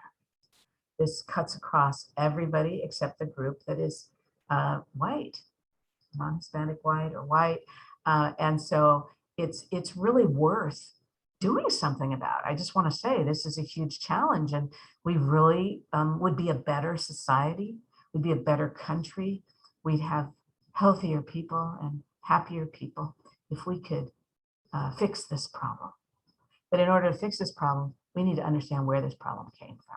So understanding racism, how people were shut out from access to these spaces for a very long time. Until very recently, there were many public spaces, such as parks, where Black people were simply not allowed. They weren't allowed, even though Buffalo Soldiers made those national parks, particularly Yosemite and some of these Western parks, possible through their service. Black people didn't necessarily have free access to those amenities, if you want to call them that. So we need to remember that as we're doing this work, that we're undoing, we are reverse engineering what has been done, not by us, but what has actually been done, very intentionally, just like redlining, just another form of redlining. So just a deeper look at systemic racism in outdoor spaces. We have to know that there have been barriers, actual barriers to people's access. There have been laws, has been enforcement. This last one is probably the one that we might know the most about. This Red Summer started because of the wrongful murder. This was in 1919. It was a way ago, but we saw the same thing happen in swimming pools in the 40s and 50s. I mean, it just keeps repeating itself, where a young boy was murdered for crossing into the white section of a swimming beach in Lake Michigan. A Black boy was murdered, let me just say that, for crossing into the white section. These lessons, not only in our heads, but in our at the cellular level, we're now finding that these traumas are passed from generation to generation at the cellular level. They're not just going to go away by themselves. We're going to have to heal them. We're going to have to address them. And we can see in the Arbery trial that's going on right now, a man jogging, an avid jogger, jogged all the time, murdered while he was jogging. So this has not left our society. We keep trying to forget, we keep trying to heal, we keep trying to tell ourselves as people of color that it's over, and then it's not. So we got some work to do. We've got some serious work to do. And I just throw this up there. There's too many words on this slide, so I'm not even going to read them to you, but you'll get this. And I just want you to know that lynching happened in forests. Slave patrols patrolled escaped slaves through forest lands, through the wild. Black people were not taught to swim. Slaves were not taught to swim so that they couldn't swim across the rivers to get away from slave patrols. So many of us can't swim today. To this day, we can't swim. It's not because we can't swim. There used to be a story that we couldn't because our bones were too heavy or some nonsense. No, but the trauma has been passed down from generation to generation. Plus the access to bodies of water and pools to swim in has been limited. So this is all interwoven. And it's not that we have to fix every piece of that, but if we don't understand it, we won't understand how to fix the piece that is ours, that we have some influence over. We have to understand the whole picture so we can zero in on our piece of the picture. Whew, that's a tough slide for me. Onward and upward. The other thing that has happened is we've erased the history of outdoor spaces and how they actually have mattered to and have belonged to people of color, i.e. Indigenous people, primarily. Indigenous people here, or Indigenous people in Africa, or Indigenous people in South America and Central America.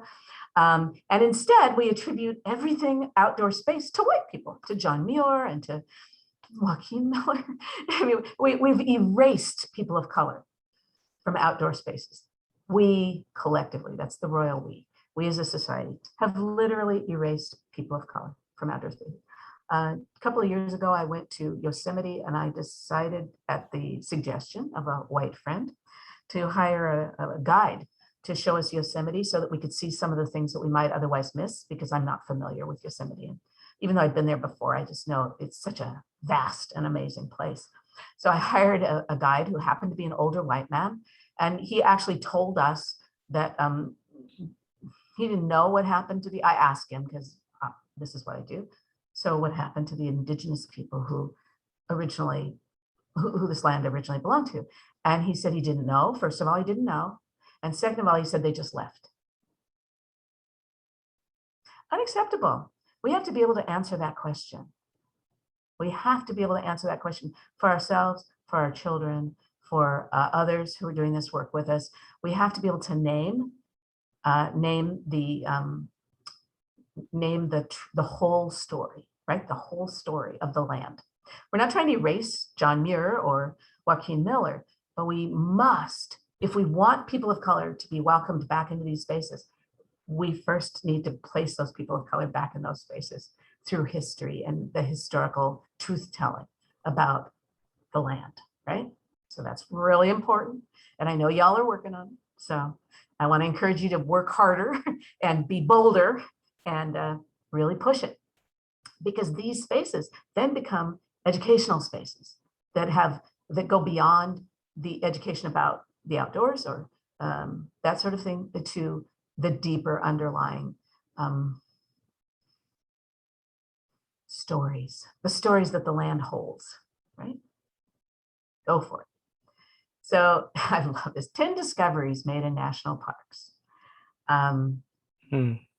Yeah, 10 discoveries. You know where I'm going here, right? Mm-hmm. They're not necessarily the discoveries that we want to tell about. I mean, we want to tell about the discoveries. I don't want to erase anybody. I really don't. But we want to make sure that we don't tell that story in a way that erases this other people's stories. And so I thought I had this video embedded in here. You can find this video on YouTube. I know the Channel Islands, Arlington Springs Man. So the Channel Islands have a whole story about them, about being discovered and about explorers and white people and stuff. But it's also where they found the Arlington Springs Man. And this video doesn't talk about it at all. It doesn't talk about the bones that were found there and the historical significance of those bones. And so people had already reached the coast of Southern California 13,000 years ago, way before European discoverers. And that's an important part of the story. So we want to change that. We want to make sure that the 10 discoveries made in national parks are inclusive. And we want to know what happened to the Miwok of Yosemite. And by the way, the Ohlone are a subgroup of Miwok. Coastal Miwok is a larger umbrella group that includes the Ohlone. So there's a relationship between the Miwok of Yosemite and the Ohlone of the Bay Area. And what happened was they were massacred. They were massacred. And they had already run away from gold miners who were collecting scalps, and they were collecting bounty on the heads of Indian people. They fled, and they were hiding in the Yosemite Valley. And at that time, no one knew where the valley was. And because of a skirmish, because of an Indian war, a little battle, they were able to track the indigenous men back to the valley. And so that was when the genocide of the Miwok of Yosemite began. And this is an important story, not because any of us have to feel guilty about what happened then. This was a different time, different place, and different people, and differently motivated than we would be motivated, I think. But if we don't know this story, we can't participate in the healing. Whew. So how do we address racism in outdoor spaces? So while many say that the outdoor does not discriminate, it's safe to say that that's not true. Our system is built on the same underlying system of oppression that the rest of our society is built on. So that means we all have a responsibility to actively dismantle the systems that are widening or maintaining the diversity gap. And to reverse the effects of racism on the outdoors, we must push for policies that have racial and spatial justice at the forefront. We have to kind of exaggerate. So remember those boxes underneath the people at the fence? That's an exaggeration. We're making them taller. So we might have to make people of color in outdoor spaces taller in order to make them visible at all, right? And we have to just really lean in, which means we got to get comfortable with all of these stories and these conversations. We should be comfortable with them because it's our history. This is our history. This is US history. It's not Indigenous people history or Black people history or Latino history. This is US history. We got to own it so we can heal it. And so we can also learn the good things, because there's good stuff in there too. So, you know, good things will come with it. The heroes who were trying to stop this from happening all along, they're sprinkled in there too. So we want to learn their stories as well. Gosh, this is really a reference to this website that I wanted you to know about. They've done a lot of work, the National Recreation Park Association. So you've got a lot of partners in thinking about this, and I encourage you to draw on their resources and to, you know, cheat, if you will. That's how we do race work. We borrow from each other. We don't all have to start from the very beginning. We can look at the history that has been already documented by other organizations and studies that have been done and analysis that has been done. Many African Americans do not go to parks because their parents and grandparents could not take their children to parks, not didn't choose to, but could not. And then that got passed down from generation to generation. So there's all kinds of things we have to overcome. And the best way to know what's going on here in Oakland is to ask people, what are the barriers? What keeps you out of Joaquin Miller Park? Why don't communities partake of something that is so close and yet so far away? We have to interrogate it locally to find out how it applies here, because the stories will be slightly different or the reasons will be slightly different. But the point is that we want to get to those root causes so we can then craft solutions or responses to those root causes. I'm hearing a really strange noise over in the corner of my room, so I'm suddenly distracted. I think it might be somebody outside revving their engine. I'm near a window here, but it was quite loud. So we have to figure out for ourselves what our local situation is, but we can get clues from a lot of work that's been done nationally. And that's really helpful. And so I point you to that. More resources. This is, another study and a set of, this is actually a whole set of resources and ideas about engaging the stories in environmental, economics and opportunities. So this is another one. I'm just pointing to you that you're not going alone. I loved this. I did a big scan to put this presentation together. I didn't know about all these things myself. So I did a national, it was quick. I'm sure there's more. So I encourage you all to dive deeper into your information machines. But I came across this and I just loved it. It just made my heart sing. And this is this is a sign that is posted in the Chicago Wilderness System. I just love it. We stand for social justice and unequivocally condemn acts of violence and racist sentiments, behaviors, and systems that undermine humanity. We take responsibility to find solutions. Notice how that part is really big. I love it. We take responsibility to find solutions. We're not mired in guilt and shame. We take responsibility to fix stuff that make our communities better for everyone. I think this should just be mass produced. I love it. And this is widely posted in the Chicago Wilderness System.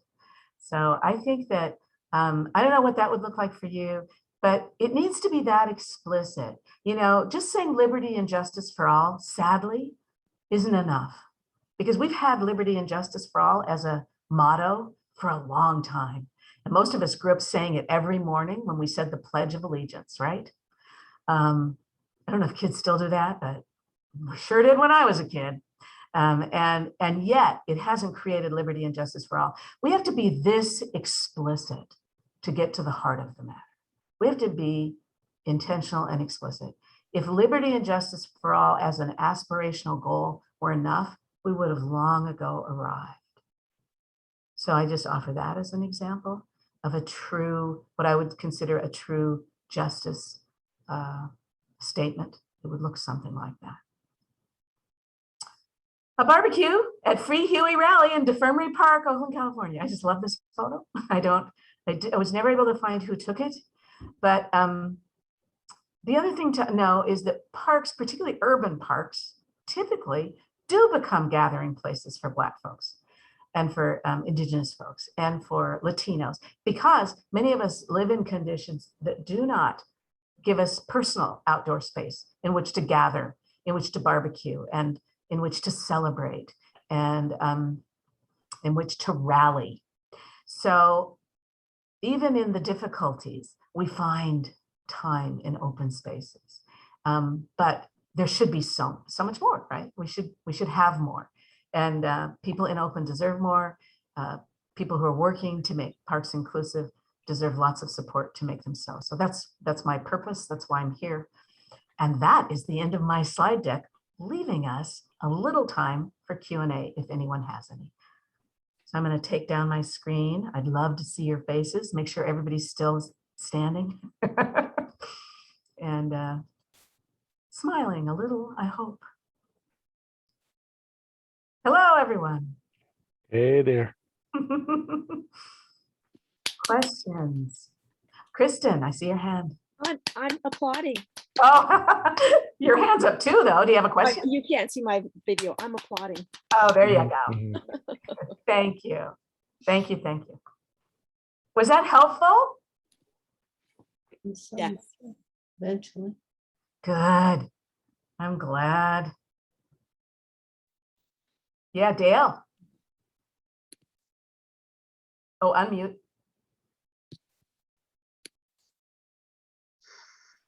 Apologize there. No problem. I'm seeing signs of change. I'm an old man, and I have always believed, I was taught to believe in inclusion. And, if you smile, you welcome someone. But I want you sometime to go to Joaquin Miller Park on the Cascade side Mhm. on Saturday morning, and you will be delighted because it is such a all the people that are there is a cross section of our city, and it is so healthy, it's so welcoming. Because when you have people together, experiencing something lovely together, It's it powerful. makes them all, it is. It's very powerful. It It is. is. It is. And I mean, this change is basically, I've seen it only since the pandemic. It Oh, has changed. interesting. That's what I'm saying. It's Oh. changed. And you're seeing it now. And at first it was just on the Cascade side, the Joaquin Miller side, but now you're seeing it on the trails. And it's a great thing. And then I think everybody should know that, we did a nature pamphlet for kids, and we did it in English, Spanish, and Mandarin. And it's the Spanish we're having a hard time keeping stocked. And that who would have ever thought that? Huh. That's great. I think it's Are you all connected to Latino Outdoors? no, and we should be. That's a natural partner for you. Lots of Spanish speakers in that group, including Jackie. Oh, And so I think that again, it's slow going. It is a little bit slow, but you got to keep working those relationships. And Latino Outdoors is really fun. And there's also Afro Outdoors and some of these organizations that are being organized by people of color to get children and families into the outdoors are amazing partners and also enthusiastic boosters. I mean, they're actively bringing people into these environments. So and it one is of our changing. It is changing. And it is. And one of our really things that we're trying to do is we're developing a program for children to have where you can come in and have different opportunities, learn about bees, pollinators. And what we're going to really try to do is reach out to every district because we want to bring kids from all over the city, not only to learn about nature, but be able to experience it. Yes. Okay, let's see. Jenny, Linda, and then Emily. Hi there. Let's see. Am I Good. still on mute? No, I can hear you. Okay, Darlene, I'm so thrilled to have had an opportunity to sit through this, and I want to thank you, friends of Joaquin Miller Park, for including me. I'm a Lake Merritt weed warrior. enthusiast. You all know that. And so all of you who know Lake Merritt know that this is an area that has been a safe place for Blacks and Latinos to come to for generations, as well as whites. So to walk around it is to see the full diversity of Oakland's population. But here's what I'm interested in. I'm part of and I'm a co-founder of Lake Merritt Weed Warriors and Lake Merritt Advocates and the Measure DD Coalition. This is all about improving the landscape and caring for the park to make it cleaner and a more pleasant park experience for people who come. This will resonate with a lot of you who have done so much good work at Joaquin Miller. This summer, we put together something called Summer of Sundays, where 5:30 on Sunday evenings, we picked up trash around the lake, ran into a lot of picnickers, said, I'm the trash lady, just here to pick up trash. Got any trash for me? Just want to make this a more pleasant experience for you. But the reason I'm telling you these stories is that, and I want to own this, that undoubtedly because of how I, as a co-convener and others, put these groups together, they are basically white groups. Every once in a while, it's wonderful to see somebody who's not basically Caucasian show up for this. Not that I mind, I mean, the trash is good. Anybody who picks it up is a hero in my mind, but I would feel better if I had felt as though I had worked at creating with other people, groups that represented more of the diversity of Oakland. So here we are with one group it started, Weed Warriors starting its 12th year, the coalition, and it's in its 18th year, and so forth. How do we retrofit these, if at all, to make them more appealing places for participation, a broader participation? Is that even possible at this point? So I'd like your thoughts on that. It is possible. It takes a little while because most groups are relationship based. That's natural. You know, we invite our friends and family and people that we intersect with or our circles overlap with or whatever the case might be. And we tend to live very, very segregated lives. So you end up with accidentally, you know, not necessarily out of intention, but with very segregated or monocultural groups. And I think that this just points to the disservice that segregation has done to us. And so basically, all I can say is the best way to have a more diverse life is to get a more diverse life. It's to build relationships across racial lines. And it might not be at the lake because we have some interesting dynamics at the lake, or it might be at the lake. I'm not saying it couldn't be at the lake, but where you just begin gradually to change your life. And that's why I bring up Latino Outdoors and Afro Outdoors, because I think that there's potential, because these groups are so focused on spending time outdoors, that you will build relationships through working with them or through I don't say colluding, I like that word, colluding with them about how to make this more inclusive space. So it'll happen over time. It will happen gradually. It needs to be somewhat natural. If we try to force it too hard, it doesn't go too well because we're just not used to having cross-racial relationships. So we have to grow some skills around that. But yeah, it takes patience and intentionality, putting yourself in spaces or in situations where you can begin to build authentic or at least real relationships with people that you wouldn't normally have relationships with. It's the only way I know that it really works. Now, I didn't know about your group, and I live 2 blocks from Lake Merritt. So because see, we don't overlap. And so I might have done that. My mother was the consummate trash picker. We never hit a trail without a trash bag. So I'm a big litter picker upper myself. I have one of those things to grab litter with and everything because my mother did, you know, again. But I think that there are people out there who would be interested in working with you. They just don't know about it. You know, they're not aware of what you're doing. And you just have to kind of keep squiggling around till you bump into each other. Yeah, and I said Linda and then Emily, right? Yeah, Linda. Yes, so I put this into the chat, Darlene. It seems to me that the City of Oakland and specifically OPR and YD have not really built on Joaquin Miller's history of inclusion and specifically his, you know, outreach to the Japanese American. And I mentioned a book that mentions it, and the Mexican sculptor. I can't find anything about Blacks being involved so far, but it seems to me the city has an opportunity to share that history and promote it, and it's pretty well fallen on deaf ears. So I just ask you to perhaps pass that on.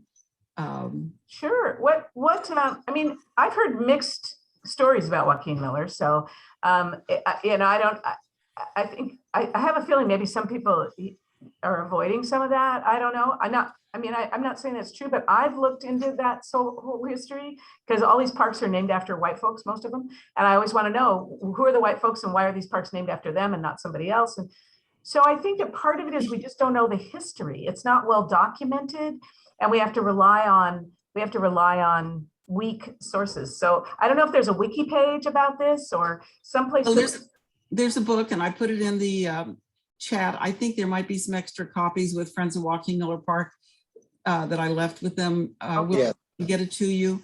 The other thing I wanted to just address is Outdoor Afro. Either I reached out to them a couple of years ago, or they spoke to the Oakland Chamber. And I remember so strongly the leader, and pardon me, I can't remember her name right now, said, they didn't want to be, quote, used, to give all their time. And I understand that. But at the same time, I know with a lot of grassroots organizations, you have to get involved. You have to start doing jobs. And so I'm just wondering what you're doing when you're talking to different groups, saying what do they need to do to get involved and be recognized in a leadership position? This is such a complicated question. I think that, again, this all goes to trust and lack of relationship. I don't think that people have a problem volunteering to do things at all. As a matter of fact, I know Jackie went on a hike this last weekend with Latino Outdoors, where they specifically went to a place and did a cleanup. They organized it, they did it. It was their idea. They wanted to clean up a space, and they had a pretty good time in the process. It's the whole thing about being used by white people. I'm just going to be really, really blunt. Okay, that's fine. Black and Latino and Indigenous people have been so exploited for so many hundreds of years that if people don't know you, they're not going to trust you. And if people don't trust you, they're not going to do your work. So it goes back to relationship. And that's not going to happen overnight, but it can happen gradually. But it doesn't probably start with asking people to sign up to do work. It starts with activities that build relationships. And then the other will follow. The last thing was, it also seemed to me when the city was hosting the Great American Campouts, that was a good way to introduce the outdoors to a lot of different kids.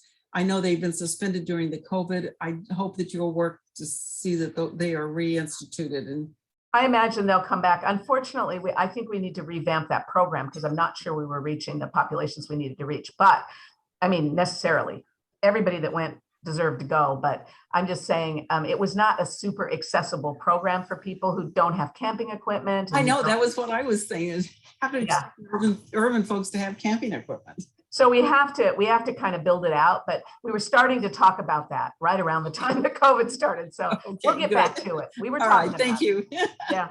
Thank you very Emily. much. Emily Yeah, was next. I'll ask my question. I also want to say, Darlene, somebody's asked, how are bathrooms being funded as an equity issue? So that's a really, Bathrooms in the parks. yeah, if you're not near home. But let me come back to my thing, and then I'll give you that. In 2007, we put in a little fenced dog park in Joaquin Miller Park. Oh. And that has always been mixed race, class, and age. Without a doubt, that is the most sure way to get diversity in a park. Everybody loves dogs. Well, and everybody has dogs. Everybody has dogs, yeah. If you live in a crowded apartment in East Oakland, you drive up to Joaquin Miller to let your dog play. Yeah. And then you hang out and you talk to other people. So there's got to be a way to use that element of bonding, not just with the dogs, but with the dog owners. Absolutely. To bring more diversity and equity into the park. So if you have to have a car to get to Joaquin Miller, but you don't have to have a car to get to some of the other dog parks. Yeah, that's right. And I think that this goes to putting activities in the park that appeal to a broad range of users. And dogs are definitely one of those things, but sometimes the activities that are available in parks are not like that. They're for certain people, but not really attractive to other people. And I think that's one of the things we want to keep our eye on is, are we offering activities and draws that appeal to people of color, and not just to white folks or to upper class folks? Or, I mean, we just recently built a pickleball court, and it's become a little bit of a controversy in Montclair Park. And, that's pickleball's fine, but I think it's pickleball. I don't know. It's something. Pickleball. It's pickleball. And it's just like, that's not going to be a draw for people of color. I can just tell you that, but there are other things that our basketball courts are, I mean, just saying, we have different likes and different cultural activities that people are drawn to. So we have to make sure that our parks don't become too rarefied in one direction or the other. So there's we had this. So we had this wildly successful Sunday concerts at Joaquin Miller. Oh, I loved them. I missed them so much. Right. But do people who go to those concerts come back for other things in the park? I don't know. I do, of course, but some people do. I think it at least gets people up there. At least they know they see the park. I'm sure it has some collateral value, but I would do a survey if we get them back. I don't know if we will, because it's a lot for the Parks Department to produce that. But if we get that back, I think we should start doing some outreach in that crowd to find out what would bring people up there, or why don't people come back, or do you come back? I think we should start doing surveys in that group, because I think it's a gold mine of information and we should ask. Yeah. Oh, as far as restrooms, the restrooms are always a challenge, mostly money, maintaining them and keeping them functional and cleaning them. It's all very costly.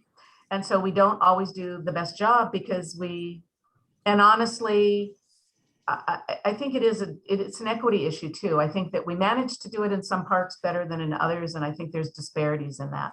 So we're having a conversation about bathrooms and other amenities in our parks because they're not equitably distributed across our park system. So we have work to do, absolutely. And now I've lost track of hands. Can I start another queue? All right, Leanne, Kristen, and Julie. Thank you, and I just want to say thank you so much for that excellent presentation. I'm a naturalist and I've worked for the Oakland Parks and Recreation. But I want to say, as a white person, I think that we need to transform our notion of what it means for people to be involved. I think that we white people tend to be very white-centered. So we think that we want to draw people of color to our activities, such as at the lake. And I think we need to look at it differently because, like on Martin Luther King Day, I can't remember if that's organized by the parks or by the City of Oakland, but that's a service day. And you see people from all walks of life doing cleanups and participating in planting and all of that. So it's just kind of a nod to white people to, try to adjust our vision of what, like maybe the notion of integration is old fashioned, when we're talking about much more, what do you call it? Self-independence, or I forget the word. Yeah, it's a balance. Self-determination. Self-determination, yeah. Thank you. Yeah, it's a balance. And I think you're right. I think you've touched on something that's really important, and that is that we all will tend to think that other people are going to be attracted to the same things we're attracted to, and they're just not. And the problem is that people of color know a lot about white people, but white people tend not to know very much about people of color. And so it's a gap, it's just a gap. That's why I always point to relationships, because if you have close relationships with people of color, you will learn about people of color. You will know more about people of color. You will understand more about their situation, what their limitations and barriers are, but also what brings them joy and what fires them up. You will begin to have more of an intuitive knowledge of that. And you'll be able to think more comprehensively about other groups of people. And it's not something you can get overnight, but it's also not hard to learn. So one of the big things that happened at Lake Merritt was taking out all the charcoal barbecues, which I believe was intentional. I'm sorry, I just do, because that's exactly the kind of thing folks will do. I'm not saying y'all did it, but it's like Black people are attracted to barbecues, so the barbecues go away. And that became a bone of contention with Barbecue Becky and blah, blah, blah. And so now we've brought back some barbecue spaces, but that is something Black people are not going to barbecue on propane. You just need to know that. If you don't know that, you don't know Black people. Not wasting our time with propane. Forget about it. So why would you do a big central park that used to be a huge gathering place for Black folks and not have some facilities for doing what Black people like to do? And it was because I don't think it was consciously on purpose to do harm to Black people, but it was that what Black people needed and wanted didn't matter very much. And that's our experience. And that's why we don't trust. And so we can overcome that. I have a predisposition to trust white people because the first person I ever loved was a white woman. And I loved my mother, but not all Black people have had a chance to have that kind of relationship with a white woman. and have had many, many negative experiences with barbecue Becky's. So there's just a lot of inner, kind of interpersonal race relations stuff that we can all just chip away at. It's just chip away, and not assume that other people have the same aesthetics or the same, we have mostly the same values. I don't think our values are that different, but the way we express our values are different. And so you have to start to have a more comprehensive view of that. And I can speak to Black folks because I had a Black family a little bit, but I don't even speak for all Black folks. I mean, I'm real clear about that. I don't even speak for all Black people. So that's the other thing is like, take it all with a grain of salt too. And so, there's a centrality of whiteness in our culture that just assumes everything kind of evolves around what white people like. And that is part of the division. That is part of what keeps us apart, besides redlining.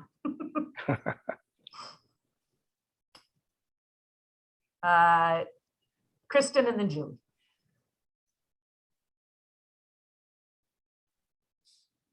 Oh, unmute. Yeah, there you go. How about that? Hi. So I am the writer, the California Writers Club writer in residence up at Joaquin Miller Park this year. First one we've done, and I just wanted to, I didn't make the meeting, so I didn't get to report on this to you guys, but I don't know if Dale mentioned it or Linda mentioned it, but we really created history a month ago up in the park. I hosted an event that was called From Ina to Ayodele, and I put the link in here and I'll drop it again. Well, you've got the chat saved.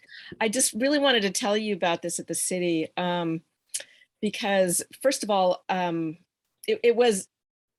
did a long talk about Joaquin Miller and all the writers and poets who shaped the park and created the park. And there's a lot of history in it and a lot about Joaquin Miller that people don't know. I've been sort of struggling against his perception that he has right now and where it came from. And I have a lot of interesting insight on that. But the really remarkable part of the event was having our Oakland's first public poet laureate, who is, she's from the lower bottom. She's got the lower bottom players, which is her group. Having her come up to the park and not only read her amazing poems in her incredibly authentic, Black voice, but for her to also read the poems of Ina Coolbrith, who was California's first poet laureate and who was Joaquin Miller's mentor. And so it was this real full circle moment of bringing history together. And at the end, Dale and I were like, Ayodele, this is your park. You're the queen of Oakland now, and this is your park. And she was really excited. She's like, I'm going to bring my people up here and, we're going to do our things here. And Steve it was loved it. exciting. And Dale's even going to get her a parking place because that's an obstacle. So I just wanted to tell you about that. Yeah. And the arts community in the people of color arts community in Oakland is very vibrant and very connected. And the arts, Jackie's also an artist herself and a musician, and she talks about how art can connect, kind of like dogs. It's a thing we have in common, and I think it's a wonderful angle. So I encourage you to continue to build on it. I do think we need a good Joaquin Miller wiki page or something, because when I tried to research him, it was very hit and miss. I talk about that in that's on my list of things to do, but at this link that I put you, there is a recording of the whole event at the bottom. Okay. And if you want to just put it on and listen while you go about your business, I really look into why the actual Wikipedia page about him is so negative and so one-sided. It's very interesting. The great thing about wiki pages, if one does exist, and I probably did see it, and that's probably where I picked up my negatives, is that it can be corrected by other people. Yes. Everybody has access to put in a counter narrative and to do corrections where there's misinformation. So I think it would be great, because I think we just don't know his story very well, and it's hard to find it. And the other objective of my year is I'm doing an art project to illustrate a song I wrote about Joaquin Miller, which is really about Joaquin Miller walking around and observing nature. And I'm kind of crowdsourcing the illustrations. And so I'm trying to get kids up to draw pictures with me. And the book's going to be illustrated by Oakland's kids, who are all going to learn this song. But the book is going to really explore a lot of what, the other stories that we don't know. So I thought I'd let you know about that too. Okay, I'll stay tuned for it. Yeah. Thanks. Julie. Yeah, I was gonna say something about the bathrooms, but I wanted to concur with what Leanne said and appreciate what Leanne said. And it reminded me of, it seemed like what she was saying was what you said in your first slide about making not just who's everyone's welcome, but making something with people in mind, developing it. And so it felt like that's what Leanne was saying too in her. Yes. And it's a subtle difference, but it's very important to groups that have been kept out. I mean, again, it's like we have to do that extra step in order to hope that people will believe us. So, thank you. And so I originally got involved with Friends of Joaquin Miller because of concerns about the deplorable bathrooms. And last year, people were asked to write an Oakland's capital improvement project of what the needs were. And so I wrote about the bathrooms, but I tried to present it as an equity issue because again, people can't come from far away if there's not a bathroom, and you can't bring your kids, and so just lends itself to close neighbors. So but we scored really low because of we got 50 out of 100 because of where it's located. And so it's based on like the geography. Right. And so and just FYI, the application process, you could put I think it was 100 characters, not words, to answer each question. So that's basically like 1 to 2 sentences. So you really couldn't even explain the equity issues. It was very difficult. And what we're doing about that. So anyways, we're trying to push the city to see it as an equity issue. The Park Foundation did a survey over a year ago, and it was all through Oakland, and 85% of the people, the #1 issue was the bathrooms, of what's keeping them from going to parks. 85% said really the lack of bathrooms. Well, that's an important fact. Right. So, but still, we still scored low. But actually, since then, Shang Tao, our council member for Joaquin Miller Park, has gotten $200,000 from the Measure Q money to repair 2 bathrooms in the park. There's 5 sets of bathrooms. So, and our volunteers paint, have fixed one. I've just refurbished it, making it look good, but there's more structural issues, and we've painted it, and they cleaned it and painted it, and now we're working with muralists. We have a youth group of youth muralists that's going to paint a youth scene on one, and then this Segurite, we're working with them. It's going to be like 2 years until these other bathrooms are repaired, but they'll do 1, 2 with an indigenous scene. Well, I think we have to, part of the problem that Oakland struggles with is there's just not enough resources. And so as we try to prioritize them, it's really hard because our East Oakland parks and some parks in West Oakland, some of our facilities are just in such disrepair, and other parts of the city have really nice facilities. We just have such a huge disparity, and we don't have enough resources to do it all. And so it sounds like Joaquin Miller's kind of falling through the cracks a little bit because you want to be a more regional draw, but you can't be a regional draw without bathrooms. So I think that that's a case.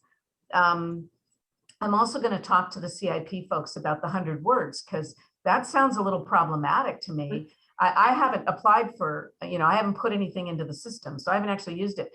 But I Like don't know 100 what- characters. or 100 characters. I'm trying to figure out. Maybe what it was 1,000 characters, but it was 1 to 2 sentences is all you could fit. It was way too small. Yeah. So we could definitely fix that. And I think the other thing is sometimes it does take an education process to help people understand what the equity issues are. The geography is a huge divider for us here in Oakland because there's a big disparity between parks in well-off communities versus others. And oftentimes it's not because of the city, it's because friends of the park are able to raise sums of money that improve the parks and supplement what the city can do. So it's not that the city is necessarily always the culprit, but we have so many communities that can't raise any money. I mean, they just can't raise any money to do any improvements of their own. And so I think there is a tendency in the city, at least now in our equity work for now, to prioritize those communities. But it's not always going to be that way, Julie, because as we continue to do this work, we're knocking projects off, right? I mean, over time, we're going to be able to get to everybody. I believe that. And I believe that this is my big pitch, we've got to fix our public problem in California. California still thinks of itself as a liberal progressive place, but it has policies around taxes and safety nets and funding social programs that are as bad as any conservative state that you want to find. The legs have been cut out from under social programs in California.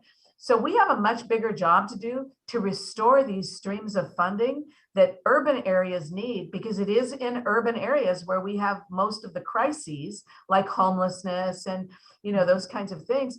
But we don't have the funding streams anymore that California used to provide, and that a string of conservative governors and leadership have we've unfunded schools, we've unfunded public health, we've unfunded public parks, we've unfunded, and it took 30 or 40 years to happen, but here we are. We have a government almost small enough to drown in a bathtub, and that in fact was their objective. Right. So I guess the voters are gonna have to rise up. If we want restrooms, if we want public health, if we want funded schools, we're gonna have to fight for it. Because right now, we don't have it. We don't have it. We do not have that funding. And cities get the brunt of the pressures accumulate in cities, and we have the least of the money. So if you go up the chain, the county has a little bit more and the state has most of it, what we do have. I think that this administration is trying to push more of it down. I think Newsom is more progressive than governors we've had in the recent past. He's trying to push more of it down, but he's still going to be limited by our taxation policies that are basically enabling people not to pay their fair share, what I would call their fair share. It's the same problem we have nationally, but it's also replicated here in California. And we don't exactly acknowledge it. We act like we're the California that used to provide free education to everybody. That used to be true. It's not true anymore. It's all over, folks. So if we want to be the California that we think we are, we're going to have to change some things. That's my little pitch about, I really do think we have a problem where the government has been strangled. So, and our ability to provide comprehensive government services has been strangled. And Oakland this is just another piece of the puzzle. Oakland flatlands were the part of the Bay Area where people of color were bordered in. It's basically, all the surrounding communities arranged themselves so that they didn't take people of color. They're mostly in Oakland. And now we have mostly poor people of color in Oakland because all the jobs left, all the living wage jobs left. So this is really a regional and a statewide problem. It's not just Oakland's problem, because these concentrations of low-income people of color were not an accident. They were a product of exclusion and redlining. So we have to be able to talk about that. And that's why I do this form of education, so that people can have those conversations with their elected officials. People, there's a bill coming due here, and Oakland's paying the price. We're taking the brunt of it for the whole region. And it's not fair and it's not right. We need the resources to take care of people who have been marginalized by structural and systemic racism. And we have a disproportionate concentration of them in Oakland. It also makes Oakland what Oakland is. The people of color in this city, they're disadvantaged, and we tend to be poor in Oakland, or in the country. People of color are disproportionately poor, but the vibrance of Oakland, the cultural resources of Oakland, the arts community of Oakland would not be Oakland without Black folks, without brown folks. Yes. So, I mean, we want our diversity. We want to keep our diversity, but we don't want our diversity to suffer the way that our diversity is suffering. So we have to start being able to communicate that up and down the power structures of our state, because this is the 5th largest economy in the world. There's no excuse for it. The 5th largest economy in the world. We are not the industrial South, or the agricultural South, or the industrial Rust Belt. We're rich, but gosh, you would not know it walking around. No, I agree. I It's agree. a shame. It's a dirty shame. There's a song I'll about get off that. I'll get off my soapbox. Here, here. now. I agree. I also wanted to let you know that, and the city know, that we had talked with you a while back about the survey that we're planning. It's just about ready to go.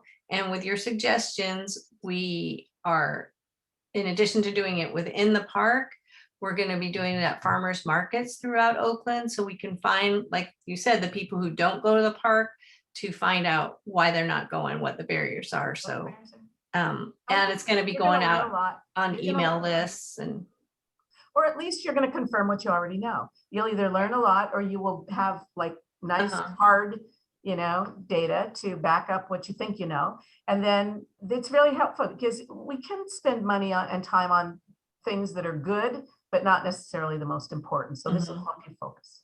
right. And if Sundays in the Redwoods come back, we'll go do it there too. And I hope it does. What a blast that was. When I found out about it, I was kind of sad, because I think I missed one summer because I didn't know about it. So that's the other thing. We have to be better about making sure that people know about all these opportunities, and it is not easy. Oh, I was going to say about volunteering.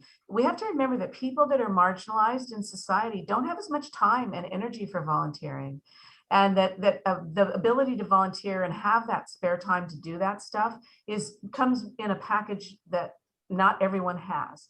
And so that's the other problem, is it's not that sometimes that people don't want to be more part of volunteer efforts. It's that they really are strained to the max already, just keeping a roof over their heads, right? If they're doing that. Darlene, I want to point out that someone from our stewardship, Daniela, at the bottom of my screen, Milian, is from the stewardship committee. I'm sorry, the stewardship division with Public Works, and she's just being quiet. Oh, I'm glad you're here. Hi. You got a colleague here. Hi, yeah, so as Eddie mentioned, my name is Daniela Milian. I'm currently supporting the stewardship Adopt a Spot program with the city in encouraging Oakland residents to engage in volunteering. So I think, Darlene, your comment comes, an excellent perspective for us to raise. And I will take this opportunity to also mention that our recent Adopt a Spot program supervisor, Ana Martinez, is also here. And today our attendance is look at that. Today our attendance, we're, just dropping in. It's our first time engaging in a community like workshop where, we're having these discussions internally as city staff, but it's also a great opportunity to learn what our community members are, the conversations that are being held in community spaces and how we can support those efforts as well. And so I'll pass along the introduction to Ana. Yeah, it's been so long. I know. It's really good to hear your voice. And I think that this points to, I do think that people in under-resourced communities do volunteer, but they tend to do things that are smaller, closer to home, more convenient, where they can take a spot. I love the Adopt a Spot thing, where they can focus on a spot and not have it be overwhelming to their capacity. Right. So it is totally possible to engage people, but it needs to be calibrated to what makes sense for them, right? Right. Yeah. I do want to say Ana is having mic issues. So she's not engaging orally, but I do want to say that Ana recently got on board with the city's Adopt a Spot program as a program supervisor, and we are very excited to have her. She's an Oakland born and raised Oaklander. And so we are very excited. She's also participated in the Adopt a Spot program as a volunteer herself in various areas of Oakland. And so we are very excited, and we've already started having conversations on how we can address some of these equity issues within the volunteer population, as Darlene mentioned, because not everyone can volunteer and contribute to their community. So we do want to reevaluate our programs and services and identify areas to build capacity to extend the program, volunteering opportunity to other communities in Oakland. Right. Well, and it is possible. And I think if you're getting close to the community and listening to them, you will figure out how to design the program so that it is more functional for them. And it's all possible, because we've always done a lot of stuff for ourselves in communities of color, but it just can get really overwhelming. The way that it's done at scale can be very overwhelming. So, but there are ways to work people in, and people do want to contribute. I know they do. They do care. So thank you for being there. I'm so happy to know about what you're doing now. Good to hear your voice. Same. Thank you. Nikki, do you have your hand up? Is that a raised hand? It's different than most hands. I see a hand on your image. No, at one point I was doing a thumbs up for someone who was speaking. I can't remember when. No problem. I just didn't want to ignore that hand. Okay. Great job, by the way. It was so, I really liked the way you presented the information in a way that was really positive and just very educational for all of us. So I'm really glad I came to the training. Oh, I'm glad you did too. And I will send the deck. I will send that slide deck to you so that you have it, can be distributed. And I'll also send a resource list with more books and videos and things on it. I just think this is a lifetime journey for all of us. I keep learning. And when I discover new videos and new TED Talks and new things, I get so excited because I learn new things too. So thank you all for being here and for being part of this conversation. It's so important to the city of Oakland. We're so lucky. I mean, I would not have left Seattle. I'm born and raised in Seattle, had never moved, had never changed cities really. And I mean, I had to do a little stint as a very young woman in another city, but I'd never moved myself in this way and stayed for such a long time. So I think that Oakland has my heart, and I know it has yours. We want to keep Oakland, Oakland, but we also have to make it more humane and more serviceable to more people. But Oakland is amazing. What a great place for you all to be taking on this challenge. I admire you. I encourage you. I'm grateful for you. Thank you. Great program. All right. And just know that I'm there. You can circle back to me if you have questions. If there's anything I can do to help, let me know. Joaquin Miller Park is an amazing place, and I want to see more and more people have knowledge and access to it. It would be I think it could be a game changer in children's lives. I really do. We share that passion. Good. Thank you so much, Darlene. This was so thought-provoking and informative, and really appreciate your time, taking time out from your evening, and everybody who came. And I think Bonnie will be sending out the chat too, because I think there was a lot of good ideas in the chat for us to. Please send it to me too, because I wasn't monitoring the chat, so I'd love to have a chance to look at everything that's in there. Okay. Yeah, thank you. That would be great. And I will send you the slide deck and a resource list. And I'm sure we'll be talking more in the future. Thank you. Thank you again for hosting me and having me here. I've thoroughly enjoyed it. And hey, your tax dollars at work. It's my pleasure. It wasn't an imposition at all. Great job. Come on and take a hike with me sometime. Okay. As long as it's not too far. I have more disability than I used to have, but I can do short ones. And flat, no problem. Short and flat, I can do that. I have walking sticks. We'll be in touch. All right, thank you, Kristen. Thanks all. See you later. Thanks everyone for coming. Thanks, Bye-bye Darlene. now.